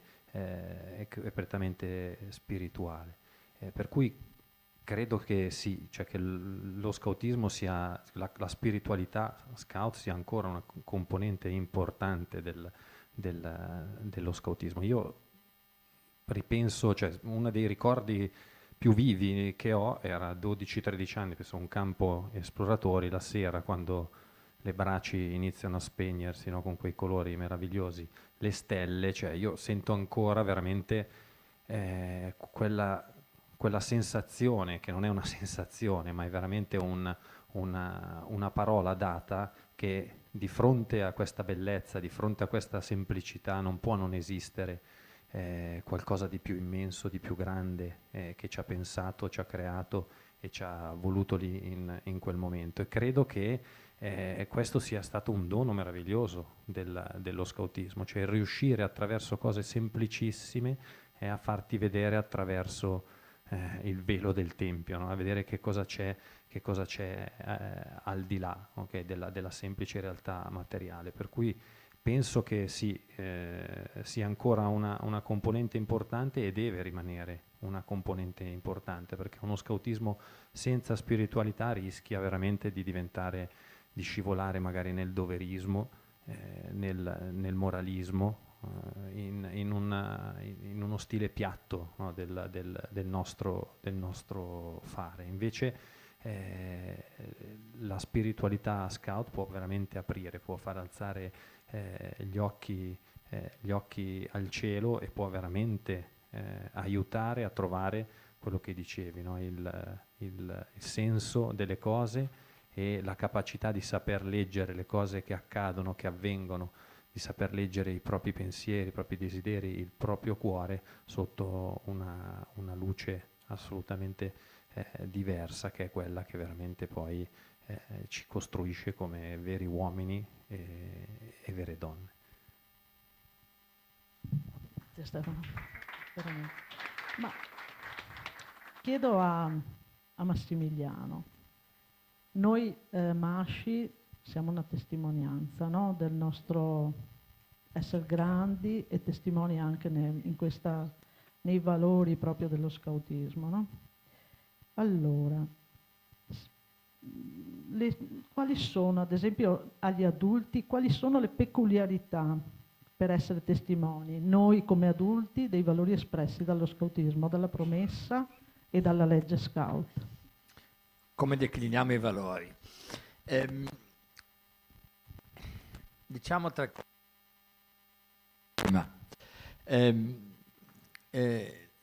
La proposta del Masci non è una proposta asettica, cioè l'uomo e la donna che propone, il modello di uomo e di donna che propone il Masci non è una proposta asettica, indifferente. Se qualcuno di voi si vuole comprare uno di quei libretti, a 3 euro, faccio un po' di pubblicità progresso, che si leggono in un quarto d'ora. In uno di questi raccontiamo qual è il profilo dell'uomo e della donna del Masci oggi e ieri, da sempre. Noi proponiamo all'uomo e alla donna di oggi di vivere i valori scout in questa triplice dimensione. La prima è l'esperienza della comunità, perché lo scautismo del Masci è radicato sul personalismo comunitario, Mounier, per qualcuno che si ricorda, e dell'umanesimo integrale, Maritain. Adesso non voglio fare il filosofo, ma vi faccio un pochino di storia, porto via il mestiere un attimo a lui. Subito dopo la guerra, con la ripresa dello scautismo, alcuni italiani, e dico 3 nomi perché lo scautismo italiano, quello cattolico, il CNJ, era già più forte e più strutturato, l'Asci era meno strutturata. Sono Mazza, Cassinis e Monas. Guidano al Jamboree di Moisson una pattuglia di 41 esploratori. Jamboree di Moisson, il Jamboree della pace, 47. Lì Mazza aveva già degli incontri con lo scautismo europeo, ma lì approfondiscono un po' il tema dello scautismo nel mondo. E si presentano subito 2 modelli di scautismo, che ci sono ancora oggi, sostanzialmente. Uno legato alla tradizione franco-belga, quando dicevo Mounier e Maritain, in termini scout potremmo dire Pas de Forestier, belga, che diceva scoutisme route de liberté, lo scoutismo route di libertà, e impersonava tutto il cammino dello scoutismo. Lui ha richiamato la spiritualità della strada e dettaglia come il cristianesimo entra nello scoutismo, come il cristianesimo è una via o come lo scoutismo è una via per essere cristiani. L'altro Pas de Cévennes, francese. In Francia avevano inventato la route des hommes, la route degli uomini, che era qualcosa che si distaccava dallo scautismo giovanile ed era per gli adulti. Loro vedono questo. Dall'altra parte c'era l'esperienza americana e inglese, i club. E Mazza nell'Assemblea Costituente dice: noi abbiamo scelto di fare delle comunità e non dei club, perché il migliore dei club al massimo fa del passatempo, ricorda e si divertono, cioè lo scautismo come ricreazione, non voglio denigrare, ma per gli adulti, come momento ricreativo, momento turistico, momento di passatempo. Ancora oggi, quando si fanno gli incontri internazionali degli adulti scout, ci sono alcuni che dicono: ma basta l'incontro, 6 giorni di conferenza mondiale, 1 di approfondimento e 5 di turismo. Il turismo scout chiamato, però cerchiamo di capovolgere, cioè come dire, ecco, lo scautismo italiano prende la curvatura del personalismo comunitario e dell'umanesimo integrale, ovvero la comunità completa la persona nella relazione, la persona si completa nella comunità nella relazione. Se andate a vedere in uno di quei totem c'è proprio relazioni feconde, diciamo, no? generativi di relazioni, vogliamo essere. La comunità e l'umanesimo integrale, l'uomo è un tutt'uno. La spiritualità è una componente dell'uomo, poi le fedi sono tante, le fedi religiose, ma le domande di senso, perché esistiamo, da dove arriviamo e dove andiamo, ci sarà qualcosa dopo? Ma ragazzi, sono domande che ce le facciamo. Anche i ragazzi se le fanno queste domande. I miei studenti, quando parlavamo di questo, poi dicevano: prof, basta perché mi scoppia la testa, perché non sanno dare risposte. No, basta. Cioè, il giovane si pone la domanda, poi la cantona per un po', perché ti scoppia la testa, perché non hai risposte certe. Ok? L'adulto si fa questa domanda e ricerca delle risposte. Più vai avanti, più la domanda diventa impellente, per l'età probabilmente, no? Allora questo umanesimo integrale che ti dice come unisci la tua vita in un tutt'uno, come metti insieme il tuo essere, il tuo fare, il tuo essere nella realtà, la tua dimensione spirituale, la tua dimensione relazionale, la tua dimensione del fare, no? Ecco, allora quindi la proposta del Masci non è asettica, è una proposta orientata, umanesimo integrale, quindi comunità, prima cosa, seconda cosa, permanente, cioè non siamo mai arrivati, ci formiamo sempre da adulti, mentre la formazione, nell'accezione comune, la formazione per acquisire delle competenze oggi, nella realtà generalizzata, no? Noi amiamo forse, con un po' di sofismi, distinguere tra formazione ed educazione. Diciamo che la formazione ci aiuta ad acquisire delle competenze per fare meglio le cose e l'educazione cambia il mio essere. L'ho detto in maniera brutale, molto semplice. Però è un po' questo, no? L'educazione permanente ci aiuta a cambiarci ogni giorno, perché l'obiettivo è quello che dicevo prima, la pienezza di vita, cioè riscoprire sempre la mia vocazione. E quando lei parlava della felicità, quando è che uno è felice? Quando riesce a realizzare la propria vocazione, quando realizza la propria persona, e ognuno ha una vocazione diversa. Il terzo obiettivo, che discende dai primi due ma non è l'obiettivo finale, è il tema del servizio, che è dell'impegno. Allora il servizio nella realtà, l'impegno in politica, l'impegno per una costruzione del mondo diverso, l'impegno per la pace, cioè il tema del servizio, che è il tema del chicco che diceva lui, ma il tema dell'essere lievito della realtà per il Masci, cioè provare a dare un contributo perché tutta la realtà cresca. E non voglio di nuovo scandalizzare nessuno quando dico che il servizio non è l'obiettivo ultimo, ma guardate che ecco, se vogliamo trovare un metodo, uno strumento, cioè il servizio è funzionale alla realizzazione della persona, che non è egoismo, badate, ma è il servizio diventa, non è sfruttare il povero, sfruttare gli altri, ci mancherebbe altro, la donazione, eccetera, però funzionale alla vostra gioia sia piena, quello che ci ha letto Vania quando eravamo in cerchio di là al Palo Bandiera. Quindi il tema del servizio però è caratterizzante, un servizio personale, un servizio comunitario, un servizio di movimento, per dirci che siamo adulti responsabili che vogliono lasciare il mondo migliore di come l'abbiamo trovato. Questa è una massima dello scout in tutto l'universo, ma noi diciamo qualcosa di più, perché il servizio ci aiuta a trovare la dimensione vera dell'uomo oggi, del nostro essere noi. Ci aiuta a trovare la nostra dimensione, il servizio. Ci aiuta a dare senso alla nostra vita. E quindi il servizio che diventa fecondità e generatività.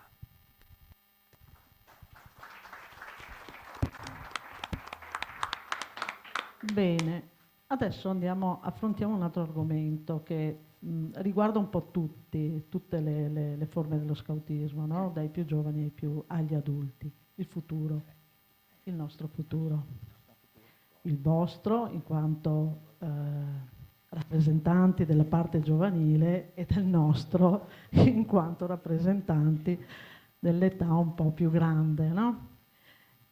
Allora, partirei proprio da Betty, che così chiude in bellezza, no?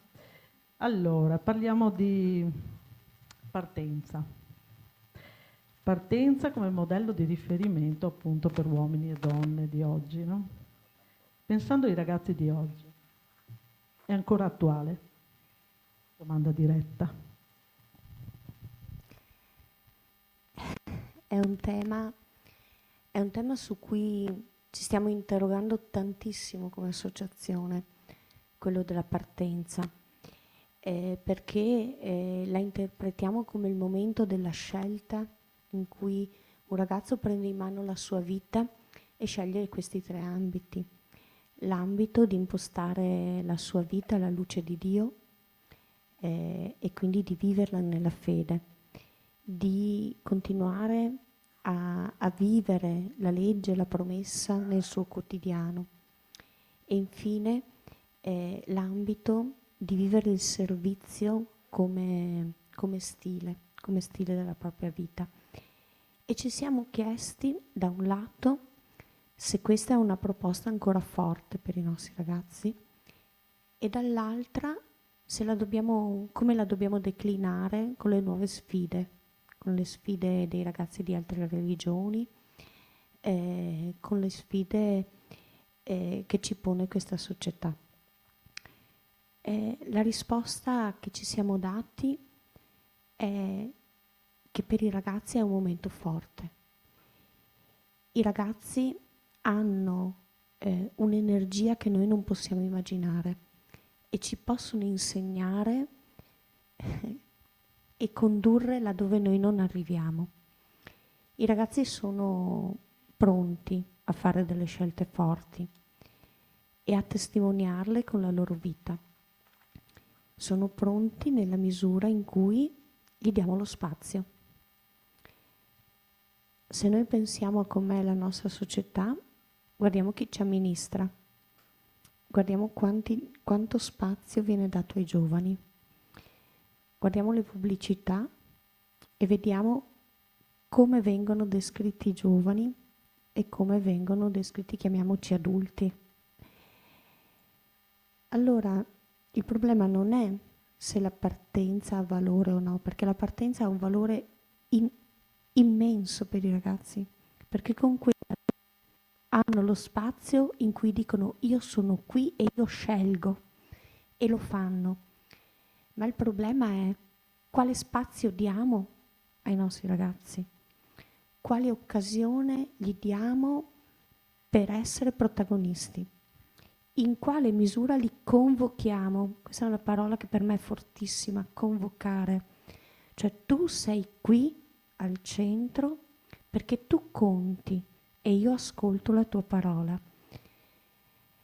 È un cambiamento di prospettiva che dobbiamo avere non solo come educatori scout, ma come adulti. Dobbiamo smetterla di pensare che siamo noi il centro, ma che i ragazzi vanno convocati. Vuol dire che gli va dato il potere di partecipare alle decisioni che riguardano noi e che riguardano loro. E questo potere non è che glielo dobbiamo concedere, questo potere loro lo hanno, è che lo otteniamo per noi. Allora, questa sfida la stiamo interpretando così. Da un lato rilanciamo la partenza come quel momento in cui uno non solo fa queste 3 scelte, ma queste 3 scelte sono inglobate nel dire io sono un adulto, prendo in mano la mia vita e cammino a testa alta come uomo, come donna. E questo porta con sé la mia scelta di fede, la mia scelta di servire, la mia scelta di incarnare i valori. E dall'altro il capo che non è davanti, il capo che non è dietro, ma che è a fianco, che fa un passo di lato. Con la mia esperienza, con le mie scelte, ti accompagno e camminiamo insieme. Dove non arrivo io, arrivi tu. Dove non arrivi tu, ci sono io. Dove non arriviamo né io né te, insieme troviamo la strada. È un modo per ridare valore alla loro essenza ed è un modo anche per ripensare l'educazione che non è l'educazione della scuola, dove c'è il maestro, dove c'è chi sa e io devo imparare, ma è l'educazione di chi testimonia le sue scelte. Mi piace questa parola che hai usato perché è forte non la sentiamo pronunciare. Nei nostri ambienti sì, però testimone è una cosa che sa di chissà cosa che ci racconta, e invece ognuno di noi è un testimone forte di sé, delle sue scelte. Testimone vuol dire non insegnarti quello che sono, farti vedere quanto sono bello, quanto sono bravo, ma ti metto sul piatto la mia vita, in modo che tu possa guardarla, possa prendere il meglio che ho da offrirti, ma camminando perché tu sei importante. Ecco, questo è vuol dire dare il valore ai nostri ragazzi, metterli al centro. E abbiamo bisogno di creare una società migliore e attenta e che crei relazioni significative, come abbiamo detto prima, no?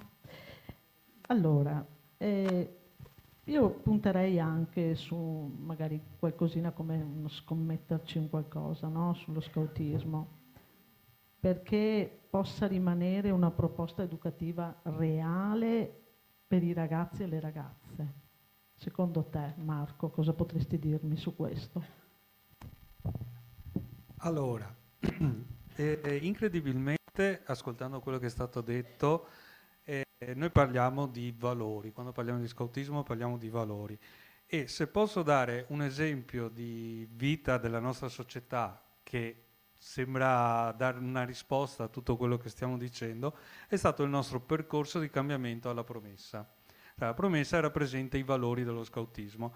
Noi abbiamo fatto negli ultimi anni un cammino per cambiare la promessa, per renderla più attuale, più adatta ai ragazzi, che fosse più sentita, più capita, che li rappresentasse, che loro ci si vedessero, la sentissero propria.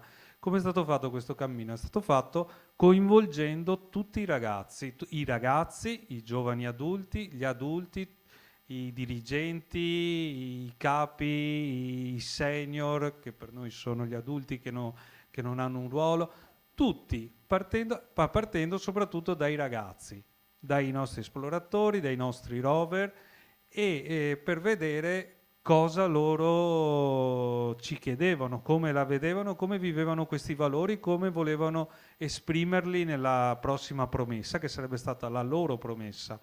La cosa incredibile è stata che sono cambiati i termini, sono cambiate le parole, sono diventate più attuali, perché quella che avevamo aveva la sua età, per cui aveva un lessico differente da quello che è quello del giorno d'oggi, e i valori sono rimasti.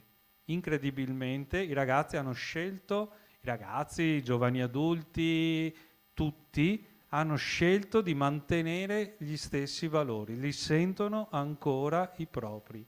È incredibile, è stato proprio quasi un laboratorio, perché era quasi un esperimento sociale, ed è emerso questo.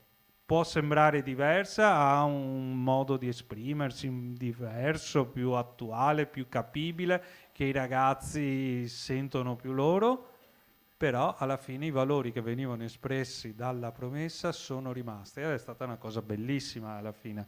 A noi non potevamo chiedere un risultato migliore, insomma, da tutto questo.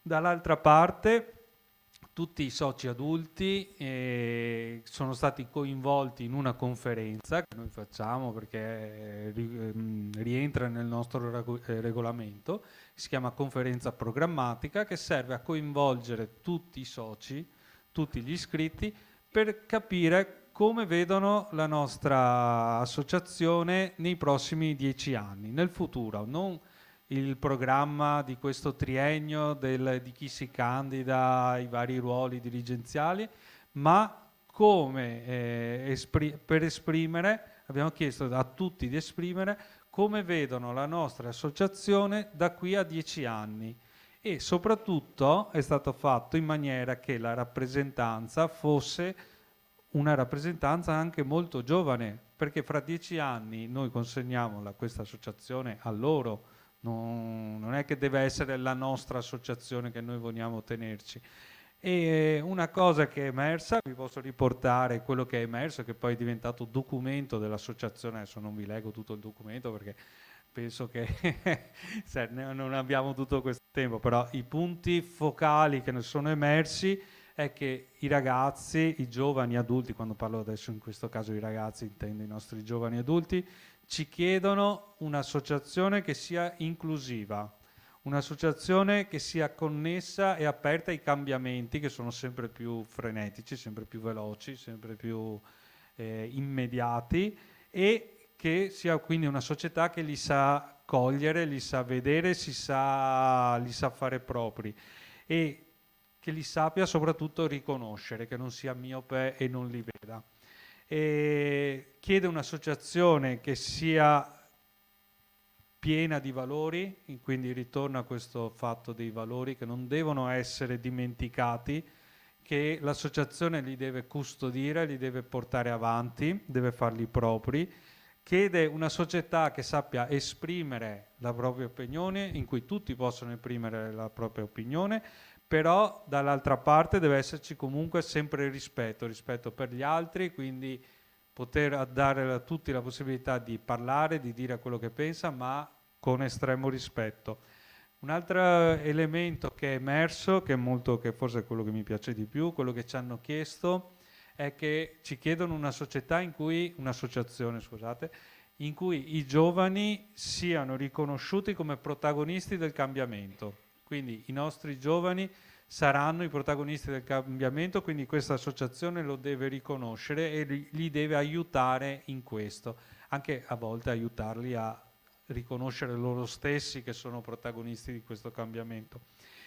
Dall'altra parte invece ci chiedono un'associazione in cui gli adulti sanno veicolare dei messaggi, quindi soprattutto con il loro esempio, che secondo me è il modo migliore per passare un messaggio. Quindi degli adulti che sanno veicolare i messaggi, sanno stimolare i giovani, li sanno far riflettere, li sanno supportare in quello che fanno.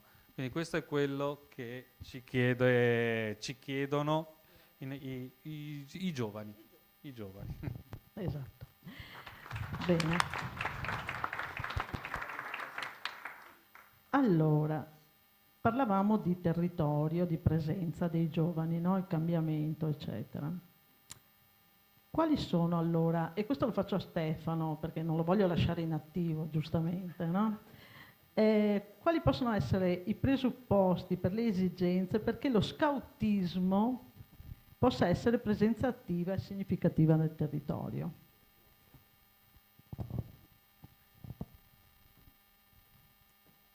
Io parto dalle parole di Betty, perché è un ragionamento che stiamo facendo anche nella nostra associazione, no? Nel senso, l'uomo e la donna della partenza appunto presenti in maniera significativa nel territorio non solo locale ma nella società di oggi. Credo che il primo passo per poter dare veramente ed essere presenza significativa è proprio anche quello di un attimo ripensare, no, a questo significato della partenza, che credo non possa più essere che intesa come qualche cosa di performativo, cioè tu sei uomo e donna dalla partenza se rispondi a determinate caratteristiche che hai, oppure non lo sei perché non ce l'hai, ma veramente partenza come un passaggio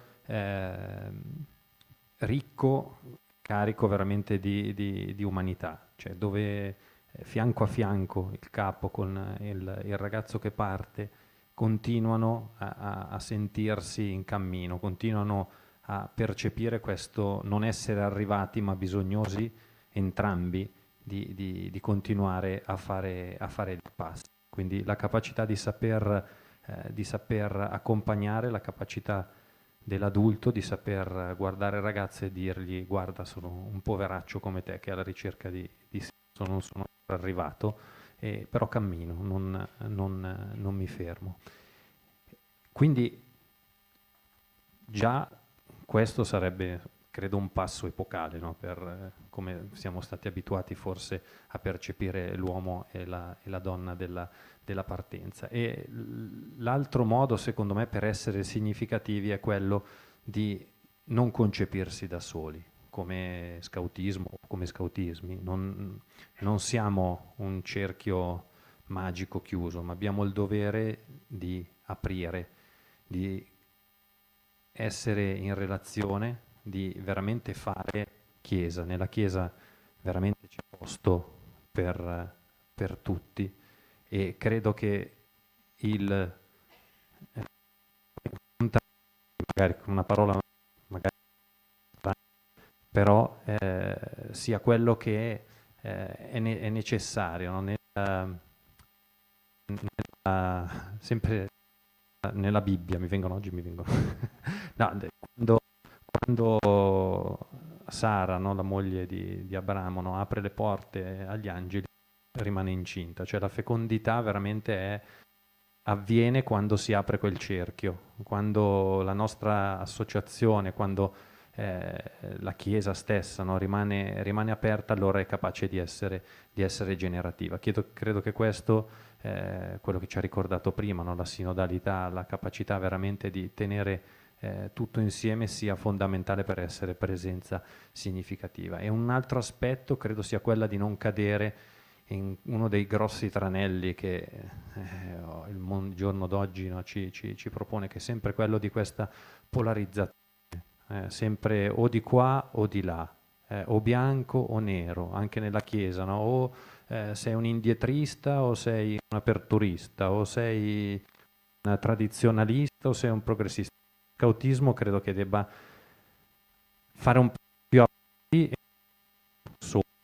di questa polarizzazione, cioè deve riuscire a ritornare alla sorgente, che poi è la tradizione, intesa non come appunto l'adorazione delle ceneri, di quello che non c'è più, ma la conservazione del fuoco, di quello che ha veramente animato la nostra storia, no? Quando c'è la capacità di saper lasciare andare, no? Come noi quest'anno abbiamo usato nel prepararci alla nostra Assemblea Nazionale l'esempio dell'albero, no? C'è la capacità di saper andare le foglie. Quando arriva l'autunno o l'inverno possiamo fare due cose: o prendiamo la nostra scala, un pennello e un secchiello, e le foglie le andiamo a riattaccare su, okay, con la colla, oppure le lasciamo andare e conserviamo la cosa preziosa che l'albero ha, che sono le sue radici, perché poi in primavera ci siano foglie nuove, che sono sempre foglie, ma sono foglie nuove di quel tempo nuovo che rispondono, okay, alla stagione che è in essere. Per cui questa capacità di saper andare, ma saper anche conservare quello che è vero e che ha dato veramente il sapore al nostro scautismo. E da ultimo, credo che sia importante per appunto essere presenza significativa come scautismo ricordarci che lo scautismo stesso non è un fine, okay? Perché se lo concepiamo come un fine, allora la nostra lotta sarà quella di autoconservarsi per non morire, okay? E chi non vuole morire veramente si prostituisce a qualsiasi idea balzana che magari arriva dall'esterno. Se invece noi siamo un mezzo, siamo capaci anche di saper morire a noi stessi, mantenendoci veramente un mezzo, uno strumento fedele a se stesso, eppure sempre nuovo, no? Sempre capace di fare nuove veramente tutte le cose. Ottimo, grazie. Allora, qui noi siamo 4 associazioni, no? Di cui 3 giovanili e una adulta. E parliamo di scautismo, è un scautismo aperto, che sa accogliere, pur mantenendo ognuno la propria individualità, no? come associazione, no?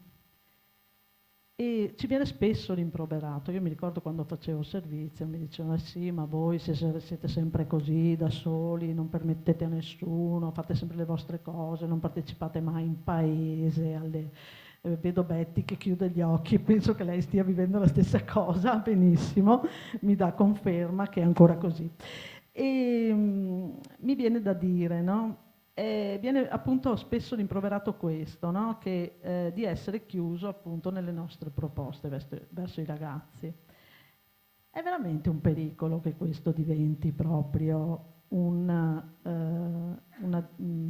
pericolo sociale in un certo senso e la poca apertura verso una comunità più ampia dello scautismo. Magari mi rispondi tu, perché poi faccio la domanda diretta al Presidente, che così chiudiamo e poi lasciamo le domande eventualmente al pubblico. Marco, tu. Chiudi tu. Così abbiamo finito questo microfono. Allora, no, abbiamo finito di passare questo microfono. Allora, secondo me, in realtà, e far capire qual è il nostro obiettivo.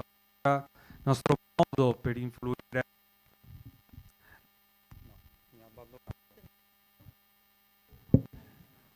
Il modo per influire, per cambiare la società, contribuire nella società, per noi è quella di contribuire ad aiutare i ragazzi a crescere, quindi nell'educazione dei giovani.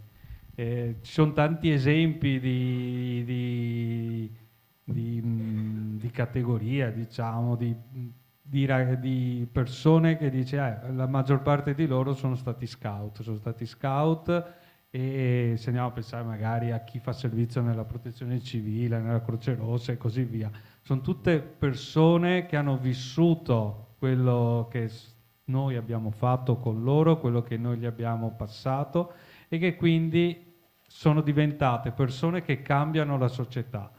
Poi sinceramente basta pensare a quello che noi facciamo con i ragazzi. Noi insegniamo loro che possono essere partecipi della loro società e creare il cambiamento. Noi ad esempio abbiamo il servizio extra associativo, che penso che anche altre associazioni hanno, che è fondamentale, è utilissimo. Questo aiuta loro a capire che possono aiutare ed essere partecipi della società in cui vivono e migliorarla. Quindi il nostro contributo, secondo me, lo diamo. Nulla toglie poi che secondo me poi con noi come scout siamo sempre partecipi, perché tutte le associazioni, le sezioni, i gruppi hanno il loro modo di contribuire e di fare, chi in maniera più strutturata perché ne ha possibilità per mezzi, numero di persone e tutto, chi anche solo in maniera più piccola. Però io credo che in tutte le nostre realtà noi diamo sempre un contributo e siamo sempre i primi che si muovono. Abbiamo sempre visto gli scout che nei momenti di difficoltà della società, delle varie comunità, si sono mossi e hanno fatto, insomma. Quindi io penso che il nostro lo stiamo dando. Magari dobbiamo imparare noi a farlo capire, a far capire che quello che facciamo vale quanto un servizio di una persona che fa volontariato in altri ambiti, in altre cose. Anche il nostro è un volontariato importante per la società. Io dico sempre anche ai nostri capi, anche quando facevo il dirigente a livello locale, che quindi avevo a che fare con i nostri capi giovani, di non sentirsi meno degli amici che magari fanno la Croce Rossa. Anche loro fanno volontariato, possono dire a testa alta di fare volontariato per la società e di dare un contributo alla loro società. Dobbiamo magari imparare a farlo capire a tutti. Effettivamente, noi lavoriamo intanto, no? Nel vostro, voi lavorate e poi date i frutti attraverso i nostri ragazzi del futuro, no? Perciò è un lavoro molto presente anche quello. Allora, adesso tocca a Massimiliano e chiuderà lui la nostra tavola rotonda con i presupposti per essere segno, noi del MASCI. Allora, per uno scautismo che sia testimonianza significativa, lasciando proprio il segno della realtà in cui è radicato, i suoi presupposti. Sì. Un po' lo faccio una constatazione, dico due cosette.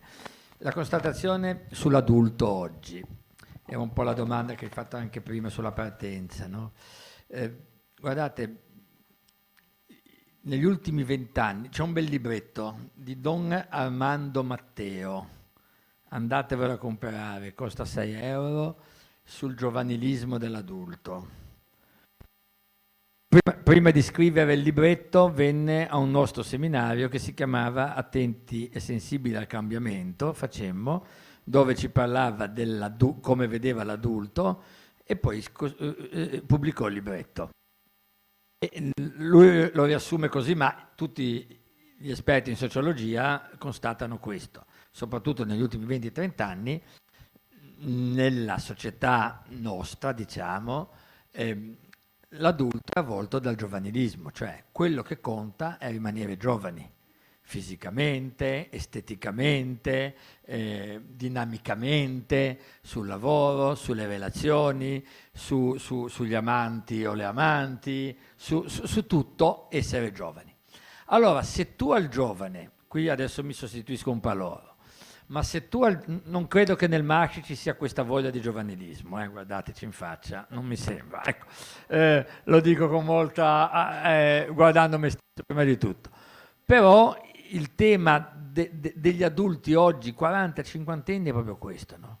Cioè mantenersi giovani. Allora, se tu dai come obiettivo fondamentale quello che devi rimanere giovane per sempre, e se il tuo andare avanti con l'età è una sconfitta della vita, ma al ragazzo e al giovane, come puoi dirgli che devi mutare la tua giovinezza in una cosa brutta che è quella di diventare adulto?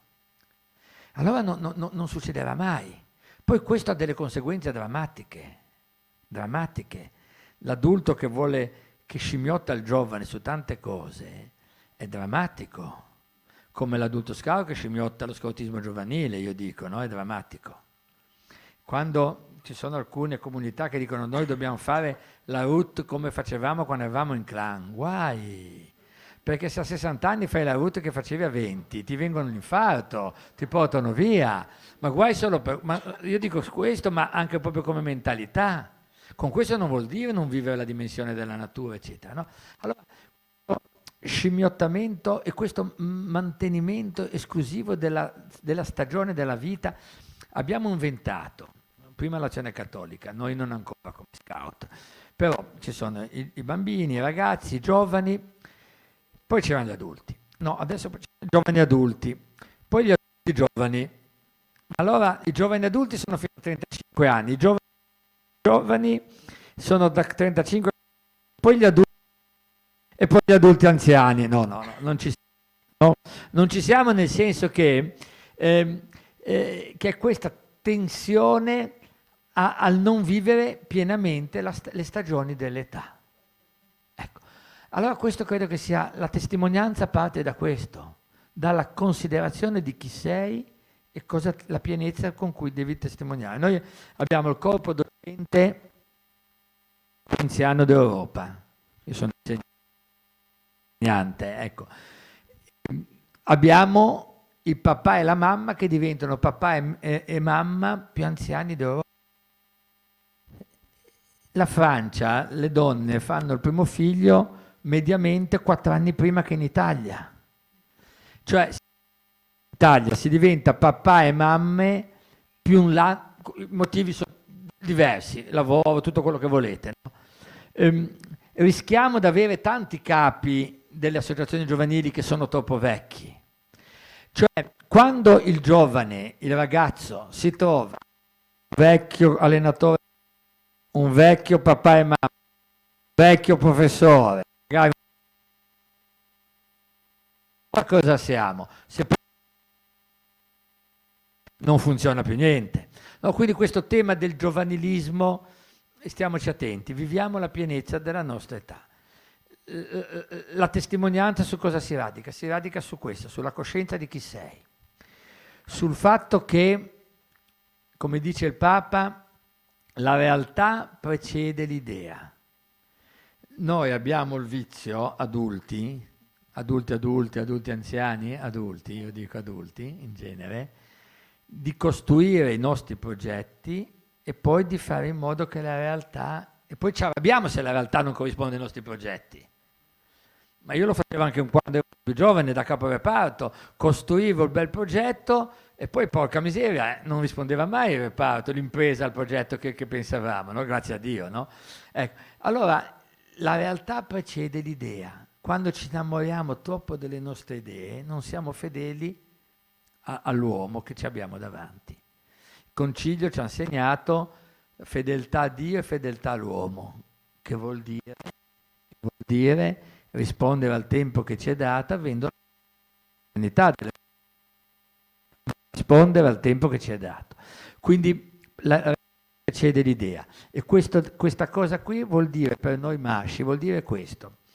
Noi stiamo rivedendo anche un po' il patto comunitario. Sul patto comunitario abbiamo le famose 3C che sono rimaste, perché se ognuno di noi ha scout dalle Alpi alle Piramidi, dal Manzanaro al Reno, no? Si diceva, quindi da Bolzano a Palermo, cosa ti ricorda del patto comunitario? Le 3C, cuore, creato e città. Qualcuno dice fare strada nel cuore, nel creato e nella città. Io credo che sia un'impostazione che andava bene forse 25 anni fa, oggi no. Papa Francesco ci ha fatto fare un passaggio in più. Le 3C, la dimensione del creato, del tutto unito, la dimensione della città, cioè della realtà, la dimensione del cuore, cioè delle relazioni e quant'altro. Ma non va bene il fare strada per noi adulti, che non è il fare strada educativo. Da noi è la strada che ci interpella, è la via. Quando diciamo la realtà precede l'idea, BP diceva se la strada non c'è inventala. Noi non diciamo, l'adulto non può dire questo. Il protagonista, l'adulto, non è protagonista della sua vita. L'adulto deve farsi interpellare dalla vita.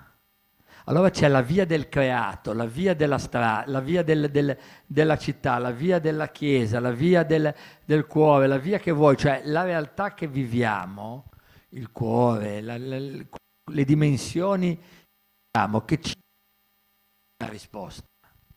Non sono io che costruisco la strada, ma è la strada che mi interpella a dare una risposta.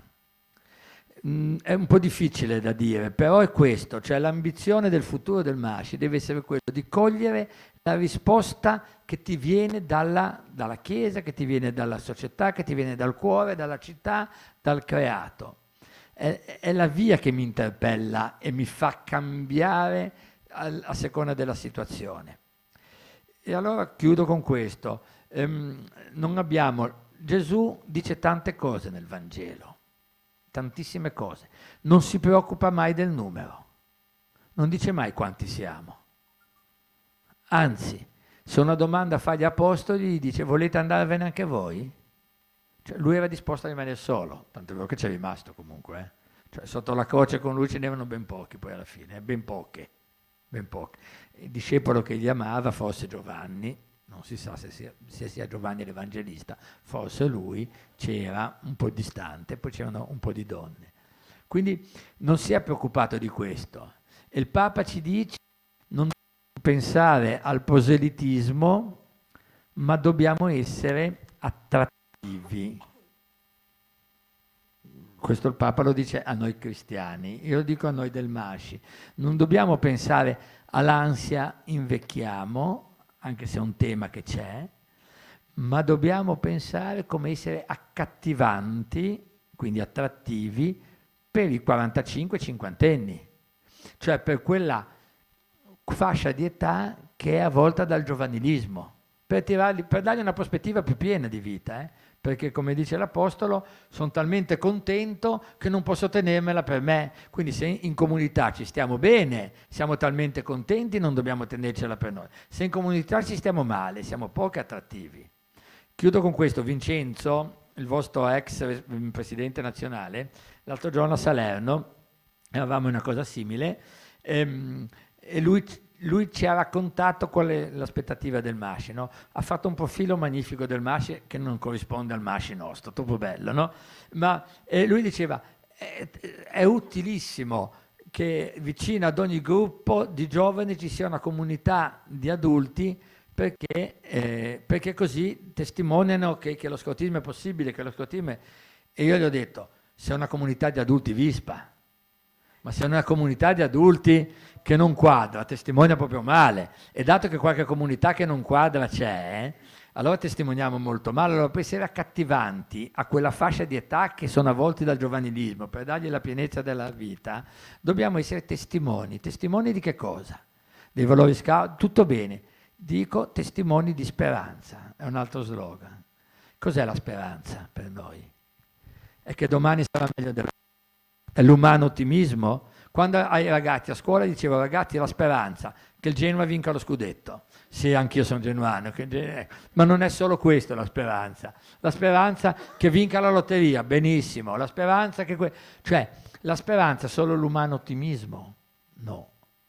Per noi testimoni di speranza vuol dire avere la certezza e testimoniare che tutto ha un senso, che la mia vita ha un senso, per quanto casino che ci sia, che anche le cose più distrutte e disperanti di questa società hanno un senso, che tutto ha un senso, che noi abbiamo un senso, perché siamo radicati, il nostro credo, in una persona, che è Gesù.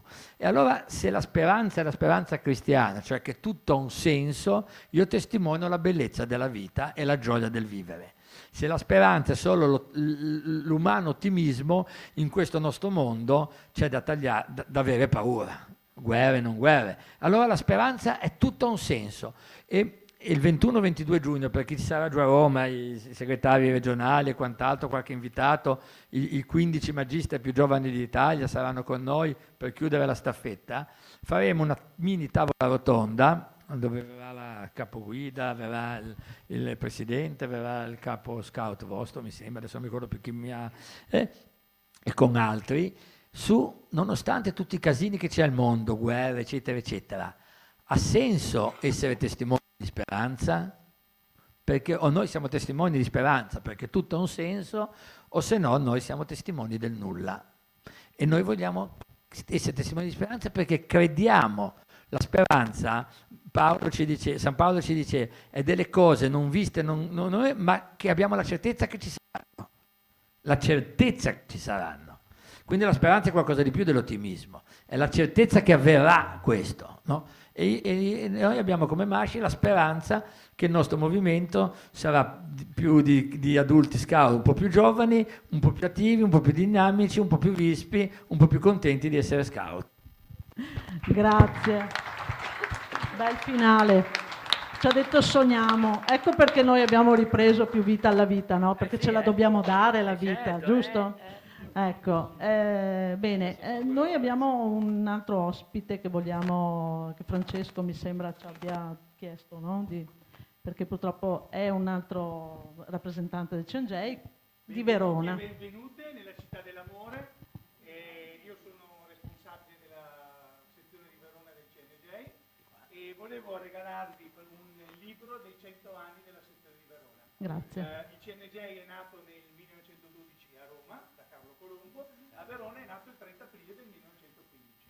Quindi una raccolta di eventi importanti.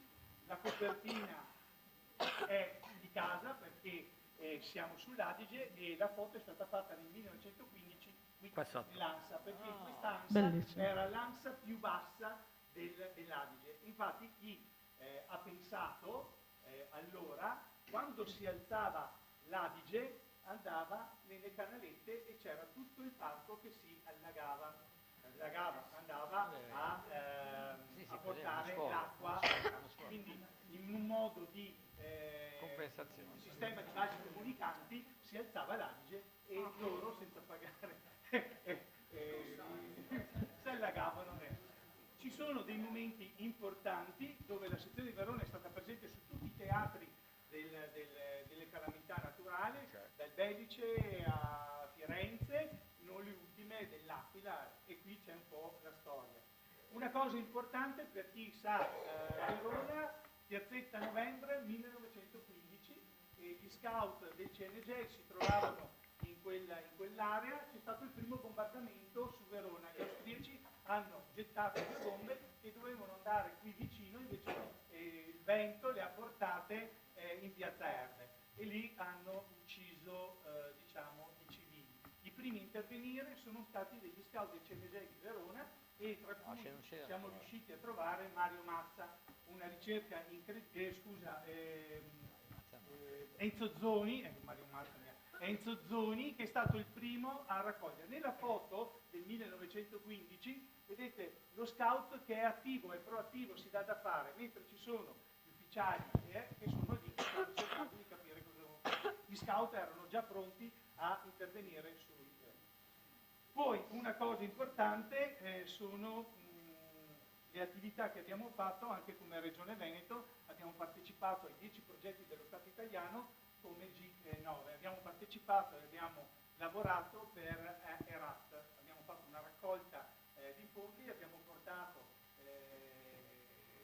le borse, tutta l'attrezzatura per il calcio, perché lo Stato italiano stava costruendo, rimettendo a posto lo stadio di calcio di Herat. Fortuna vuole che alcuni medici sono venuti qua a Verona con il sindaco di Herat. L'abbiamo invitato alla nostra sede e ci ha fatto il saluto scout, perché lui dice: io prima dei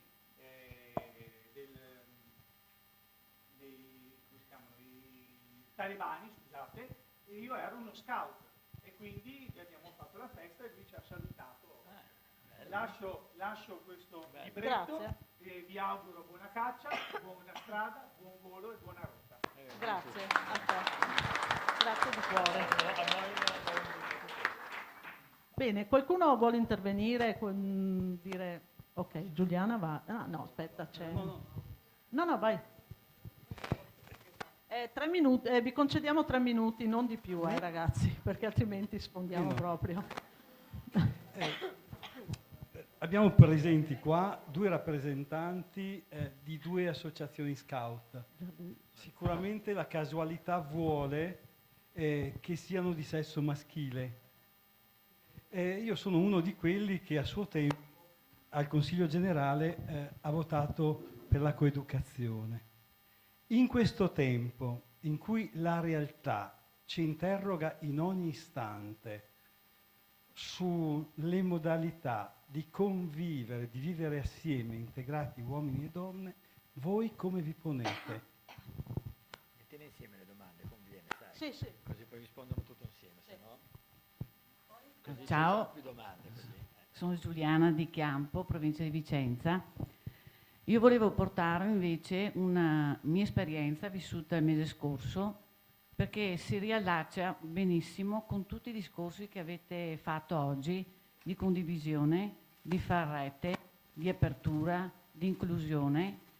L'ho vissuta come proprio Masci della provincia di Vicenza, perché abbiamo festeggiato con la GESCI della provincia di Vicenza il 50°. Fatalità, quel giorno lì il Masci aveva lo squero regionale e noi come scelta naturalmente abbiamo consultato i nostri segretari e abbiamo accettato la sfida di fare un servizio insieme con la GESCI. Siamo entrati in punta dei piedi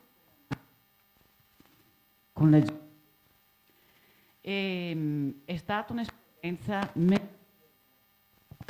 Giuliana, mettilo davanti così magari. Così. È stata un'esperienza bellissima.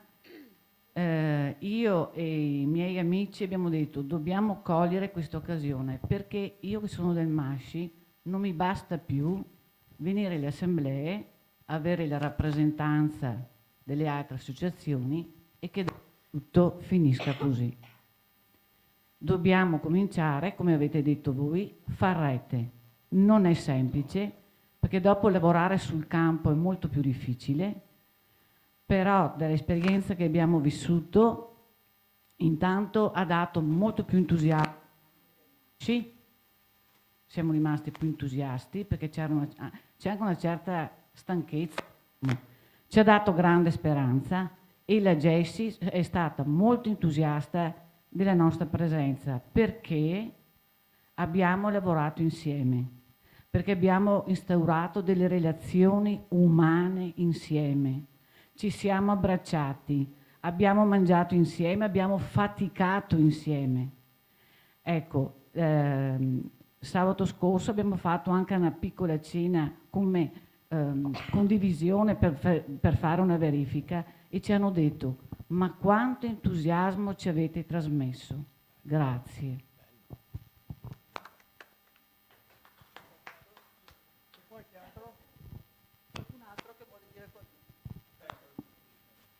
No, volevo chiedere alla collega della GESCI. Il patto associativo come viene vissuto oggi con una società che sta cambiando? Cioè la partenza alcune volte non viene vissuta dal patto associativo e quindi i ragazzi escono dall'associazione perché non si riconoscono pienamente nel patto associativo e quindi vanno a fare altro. Nel mio piccolo, insomma, ricevo molte richieste di ex che ovviamente vogliono un'associazione libera e laica. Altri? Di qua? Nessuno? Possono dare una risposta, sì, effettivamente. Come volete. La domanda era rivolta ai giovani, credo, Sì. perché il MASCI ha fatto coeducazione prima del CNJ, prima della GESCI, prima dell'FSE, perché questo, tanto così poi vi racconto il chicco.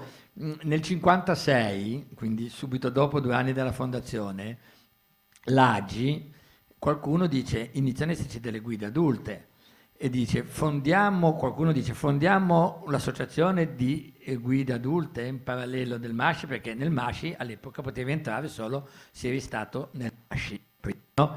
Il MASCI era federato allora con il segno del CNJ nella FIAS. E l'AGI delibera no, chiediamo al MASCI di aprire alle donne. Allora il MASCI all'Assemblea di Modena dice: apriamo alle donne se sono mogli o se sono fidanzate. Storia lunga questa. O se sono fidanzate. Poi 2 anni, sì, all'inizio, poi 2 anni dopo si è modificato lo statuto e si è aperto a tutte le donne. Meno male. Quindi la coeducazione è partita bene poi. Meno male. Grande questa cosa. Adesso sono più le donne degli uomini. Questo è vero. 21 donne in più rispetto nel 10-20, sono 21 donne in più rispetto agli uomini. Dopo rispondo. Ok, allora, nella nostra associazione è un caso che oggi sì, io sia qua e probabilmente da qualche altra parte, qualche altra regione ci sarà stato un commissario regionale. C'era Mariangela che era il nostro pezzo forte dell'associazione. Quindi una fatalità vuole che oggi ci sia qui un maschio, però normalmente i nostri ruoli sono distribuiti tra maschi e femmine. Non abbiamo la diarchia come la GESCI, però tutti i ruoli sono aperti ad entrambi i sessi, tranne il commissariato internazionale, perché poi va a fare parte di WOSM o WACS, quindi devono essere maschi e femmine. E ne abbiamo 2, è l'unico caso di diarchia. Per quanto riguarda invece appunto la coeducazione per noi è una delle 4 scelte associative, cioè proprio una delle 4 fattori che ci contraddistingue, cioè quello che quando si va a presentare l'associazione, uno di questi dei punti, diciamo, della carta di identità è proprio quella della coeducazione. Quindi da parte nostra c'è l'uguale offerta educativa sia ai ragazzi che alle ragazze, ai bambini e alle bambine. Poi nelle varie unità è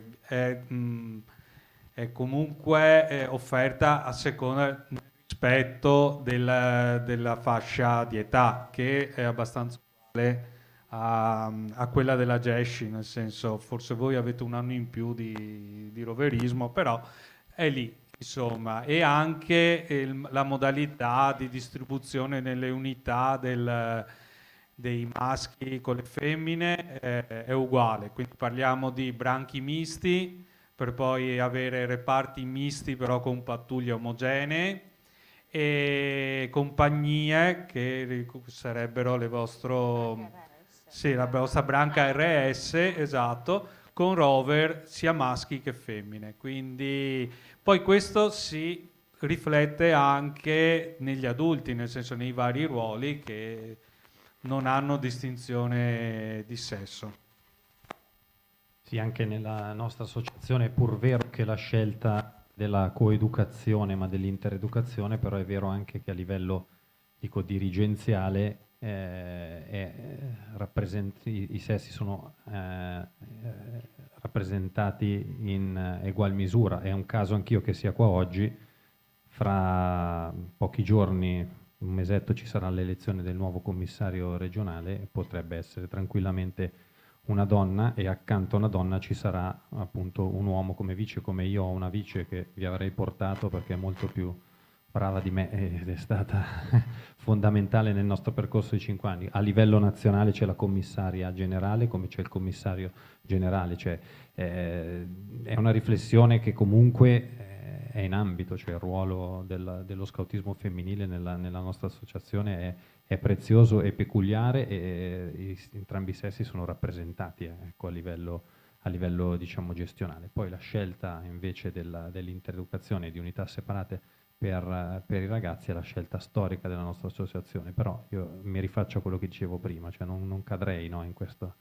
diatriba, la coeducazione, l'intereducazione, cioè esistono, cioè nel mondo c'è posto per tutti. Se qualcuno si trova bene all'interno di questa cosa, significa che questa cosa ha ancora un valore, per cui io lo vedrei come un arricchimento per quello che è il mondo ecclesiale e non per forza qualcosa di magari fuori dal tempo, ecco. Anzi, non voglio fare la difesa di quella che è l'interogazione, ma sicuramente ci sono spunti che hanno dato alla mia personale crescita e lo vedo appunto nei ragazzi che non hanno sicuramente un muro, ecco, tirato tra sezioni, ma poi hanno momenti sicuramente di incontro. Le unità sono omogenee, sì. Se posso permettermi di portare la mia esperienza. E intanto chiarirei questa differenza tra diarchia e coeducazione, che per noi sono due ambiti diversi. La diarchia è il riconoscere che ad ogni livello, ogni carica, diciamo così, è rappresentata da un uomo e una donna che insieme conducono, e questa è una ricchezza immensa.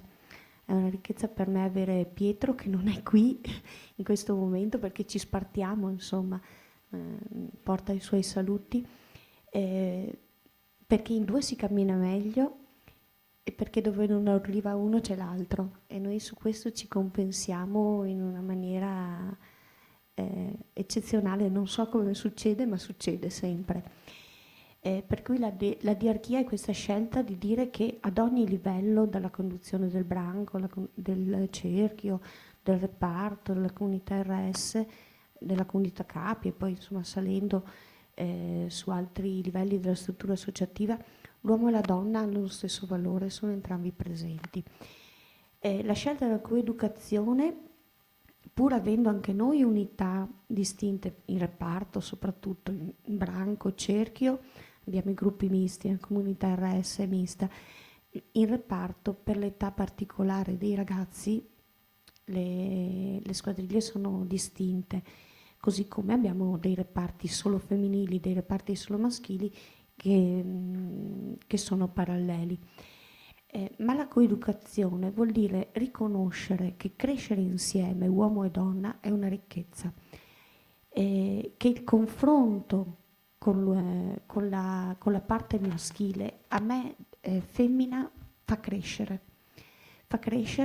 perché la visione, l'identità, il modo di vivere la vita di un uomo non è la visione che ha la donna, e questa cosa completa per noi, questa cioè penso per tutti, insomma, è una ricchezza immensa. Pensare uno scautismo solo femminile sarebbe una noia mortale. Pensare uno scautismo solo maschile pure così.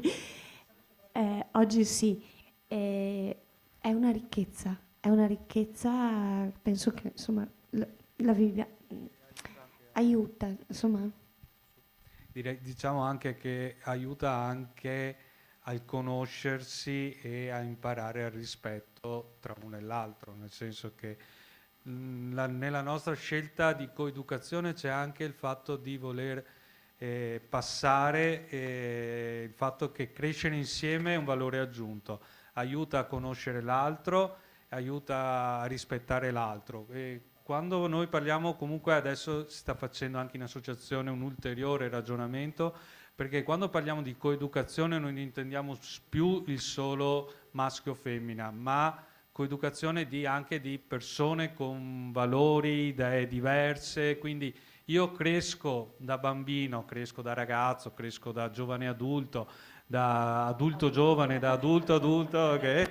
Sempre anche con persone che sono comunque diverse da me, hanno valori diversi, hanno idee diverse, hanno opinioni diverse, e non vale solo per il sesso, cioè il genere con cui sono nato, ma vale anche per tutto il resto. Quindi questo è un ulteriore ragionamento che si sta facendo in associazione per ampliare questo concetto di coeducazione non rivolto solo più a cresco insieme alla femminuccia, rispetto e via. Qualcun altro? Altrimenti chiudiamo, che siamo in perfetto orario. Ecco, io sono un new entry e volevo fare una domanda. Visto che avete parlato tanto di sistema, metodo di insegnamento, entrare i ragazzi dentro, ma come numero di persone, di bambini che entrano nel gruppo scout, quanti ce ne sono? Perché quello che ho capito sembra che siano le famiglie che bloccano un pochino questo percorso. Chiedo, perché se il numero vedo che è molto ridotto. Io sono stato, ripeto, ancora negli anni 50, per cui ho passato il mio fiaccola anche a mio figlio, per cui volevo sapere appunto se dipende da problemi di ambito famiglia che bloccano questo percorso, che è bellissimo, oppure che è un altro sistema di comunicare ai ragazzi di entrare in questo ambito qua. Cioè di fare un po' di propaganda, ecco, quello di parole povere. Una domanda un po'... Noi abbiamo, ad esempio, io parlo per la mia comunità di Ponte di Piave che ha il gruppo GESCI, abbiamo le liste d'attesa, perciò questo, se potrebbe essere utile l'idea che forse magari. E l'altro giorno leggevo su internet che c'è un altro gruppo che ha aperto le liste d'attesa, non d'entrata. Immagino, certo. Tranquillo. Sì, credo che il problema forse di tutte le associazioni sia che la messe è molta, ma gli operai sono pochi. È anche questo il problema. Fortunatamente le richieste ci sono, e questo nonostante il crollo della natalità, cioè noi ci ritroviamo con molti meno ragazzi, ma proprio obiettivamente, cioè questo non è cioè è così la realtà, ci sono meno bambini e meno ragazzi di quelli che ci sono 10 anni fa, eppure le famiglie chiedono ancora, però la difficoltà è una stabilità, diciamo, nel servizio dei giovani di oggi, certo. Senza entrare... C'è Betty che deve rispondere, che aveva fatto una...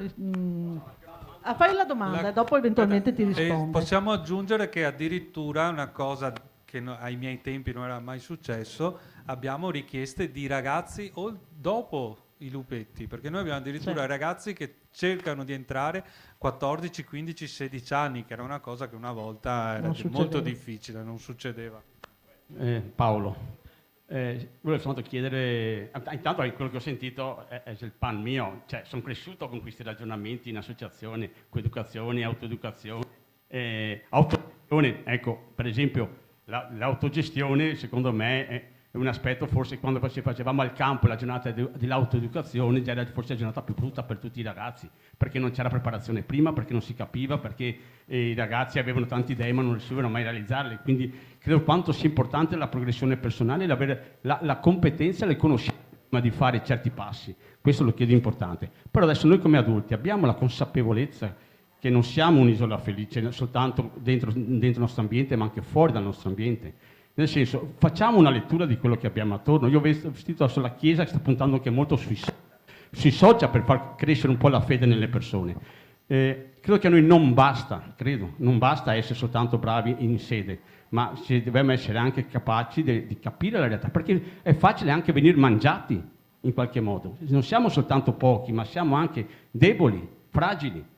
E credo che, tra virgolette, quello che io chiamo Dio denaro ci spazza via in un attimo. Quindi siamo all'altezza di fare delle analisi d'ambiente capaci, dove che possiamo inserirsi bene e come possiamo fare per essere veramente attrattivi, come detto, perché devo creare delle emozioni alla gente attorno a me. Se non creo emozioni è solo sopravvivenza. 3 minuti. Hai ragione Paolo.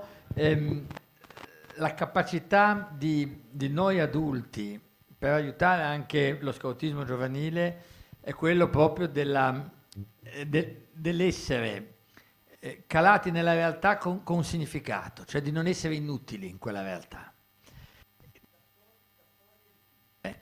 Da soli è difficile, qui è il senso della comunità. Il coraggio e l'aspettativa è questo, di riuscire davvero a guardare anche un po'. No, il proverbio, no? Segni il dito alla luna, guarda la luna e non guardare il dito, quindi avere anche il coraggio di guardare oltre. Chiudo con il profeta Daniele, diceva: se voi adulti, se voi anziani avrete la capacità di sognare, i giovani che vi vedono avranno delle visioni. Cioè vuol dire sapranno progettare ancora di più, il sogno diventa progetto, perché la visione vuol dire la visione di vita, non il vaneggiamento, no? Quindi questo che ci chiedi, siamo capaci, abbiamo senso se sappiamo fare questo, se no siamo una vecchia brigata che si ricorda i bei tempi andati, fa una bella mangiata che va sempre bene, nel Masci nessuno muore di fame, però non è la nostra vocazione, è quello che dici te. Betty che dà la risposta sul patto associativo. Sì, cerco di essere veloce. Patto associativo è la nostra identità, che dice noi, capi della GESCI, ci riconosciamo in questa strada. È una strada larga che ci dice come essere Chiesa, come vivere il servizio, come essere associazione. E in questi ultimi anni abbiamo cercato di, non dico attualizzarlo, però di declinarlo, dedicando un consiglio generale ad ogni anno, uno sulla scelta politica, da cui è nato un documento, la scelta di accogliere, che vuol dire per noi credere nella nostra dimensione politica vuol dire lavorare sull'accoglienza. Abbiamo lavorato sulla scelta scout ed è uscito un altro orientamento, la sfida di educare oggi. Cosa vuol dire educare in questo tempo, in questa storia per un capo? Abbiamo lavorato anche sulla scelta di fede e da qui sono usciti diversi documenti, Gesù ti ho trovato, ti ho incontrato, i documenti sul discernimento che ci aiutano a capire in che modo essere Chiesa. È una strada larga in cui tutti possono entrare e in cui le comunità capi che conoscono il singolo capo sono chiamate a fare delle scelte di discernimento. Non abbiamo voluto dire tu sei dentro se fai così, tu sei fuori se fai così, perché ognuno di noi ha una storia, ognuno di noi ha un percorso, ognuno di noi ha un cammino che lo porta ad essere lì. Ed essere capo è un cammino in cui la scelta di credere in un certo modo, la scelta di vivere il servizio in un certo modo, la scelta di pensare la nostra impostazione politica a questa sfumatura. Ed è la comunità capi che aiuta il capo a fare quelle scelte di discernimento. Ci sono delle comunità capi che sono pronte ad accogliere anche le fatiche dei capi, delle comunità capi che hanno bisogno di camminare, dei capi che sono pronti a camminare su questa strada, dei capi che non sono pronti a camminare su questa strada. Nelle nostre comunità capi ci sono capi divorziati, capi separati, nelle nostre comunità capi ci sono anche capi omosessuali. E il posto c'è per tutti. Sta al capo accogliere la proposta di mettersi in un cammino di discernimento, e la comunità capi di accompagnarli come fratelli, perché siamo tutti fratelli. Nessuno di noi ha una verità, ma come ci dice il Papa, tutti dentro, che non vuol dire va ben tutto, ma vuol dire riconosciamo che questa è la strada a cui vogliamo arrivare, che questa è la nostra identità. Su questa strada abbiamo voglia di camminare e di farlo insieme, accogliendo le nostre fragilità. Questo è il nostro patto associativo. Se poi un capo si trova meglio in un'altra realtà, per fortuna che c'è quest'altra realtà che lo accoglie, ma non vuol dire che noi diciamo vai fuori, perché ripeto, nelle nostre comunità anche abbiamo ad esempio capi musulmani, perché abbiamo fatto un protocollo con ASMI in modo che i capi musulmani possano fare un cammino all'interno delle nostre comunità capi per acquisire la strumentalità, per lavorare sul metodo, per confrontarsi sui nostri cammini di crescita. La porta è aperta, però è chiaro che un adulto deve decidere se ha voglia di camminare oppure no. Grazie. Penso che abbiamo raggiunto il top questa sera, cioè nel senso che abbiamo veramente raggiunto degli ideali, dei valori, li abbiamo espressi in tutti i modi possibili e immaginabili. E mi auguro che questo diventi proprio un sogno per le generazioni future, delle associazioni giovanili, ma soprattutto che diventi un sogno per il MASCI di rinnovare un po', di abbassare un po' l'età, di diventare più appetibili, più propositivi, più propensi a farci capire, a farci volere, a farci cercare. Ringrazio, è stata veramente una bellissima discussione, un bellissimo confronto. Ringrazio Stefano, Marco e Betty e il nostro presidente, ma è d'obbligo, insomma. Non l'ho lasciato per ultimo a caso, ma insomma, tanto dopo ce l'abbiamo, scusami, dopo sei qui con noi, perciò ti coccoliamo ancora un po'. Mentre loro fra un po' vanno via e io, ciao, non li vedo più, se non magari in altre occasioni. Perciò siamo veramente felici, soprattutto che abbiate accettato, soprattutto tutti e tre. Siamo stati felici di aver avuto anche questa presenza veloce degli scout musulmani, che apprezzo molto lo sforzo, il fatto di aver aperto anche per loro questa parte, perché lo scoutismo non è solo AGESCI, FSE, CENGEI, ma è scoutismo per tutti, e questo dobbiamo mettercelo in testa. E anche loro sono scout, ok? Perché siamo fratelli. E sorelle, brava. Qualcuno mi ha anche detto sorelle, ed è giusto. Dobbiamo ricordare che nello scoutismo le donne sono state molto importanti. Va bene, grazie a tutti. E continuano ad essere, visto che siamo 21 in più. No, non voglio dire quello che sto pensando, è meglio di no. No, siamo 21 in più.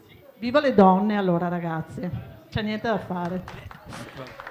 Va bene, grazie a voi intanto, e aspettate un attimo, ospiti, un minuto solo, che volevamo lasciarvi un pensiero, che è il nostro libro sulla storia del MASCI.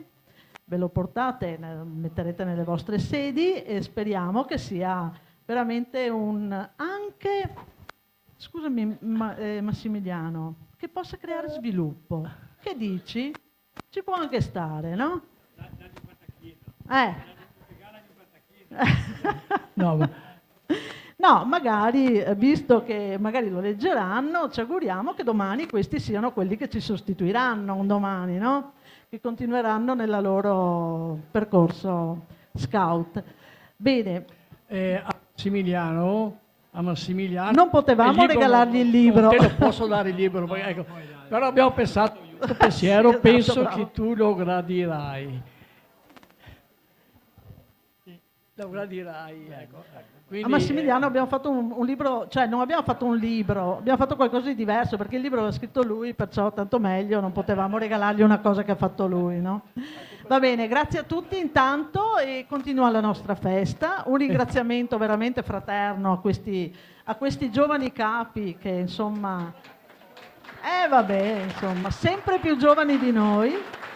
E se volete fermarvi, non lo so se avete tempo, noi potremmo anche ospitarvi, ma immagino. Ah, ho capito, allora capisco Betty, lo stesso mi ha detto Marco. Stefano, se tu vuoi fermarti, ma immagino che tu non riesca. Vabbè. Va bene, veramente di cuore nell'essere stati presenti e aver dovuto fare i salti mortali per essere qui con noi. Grazie, veramente di cuore. Grazie.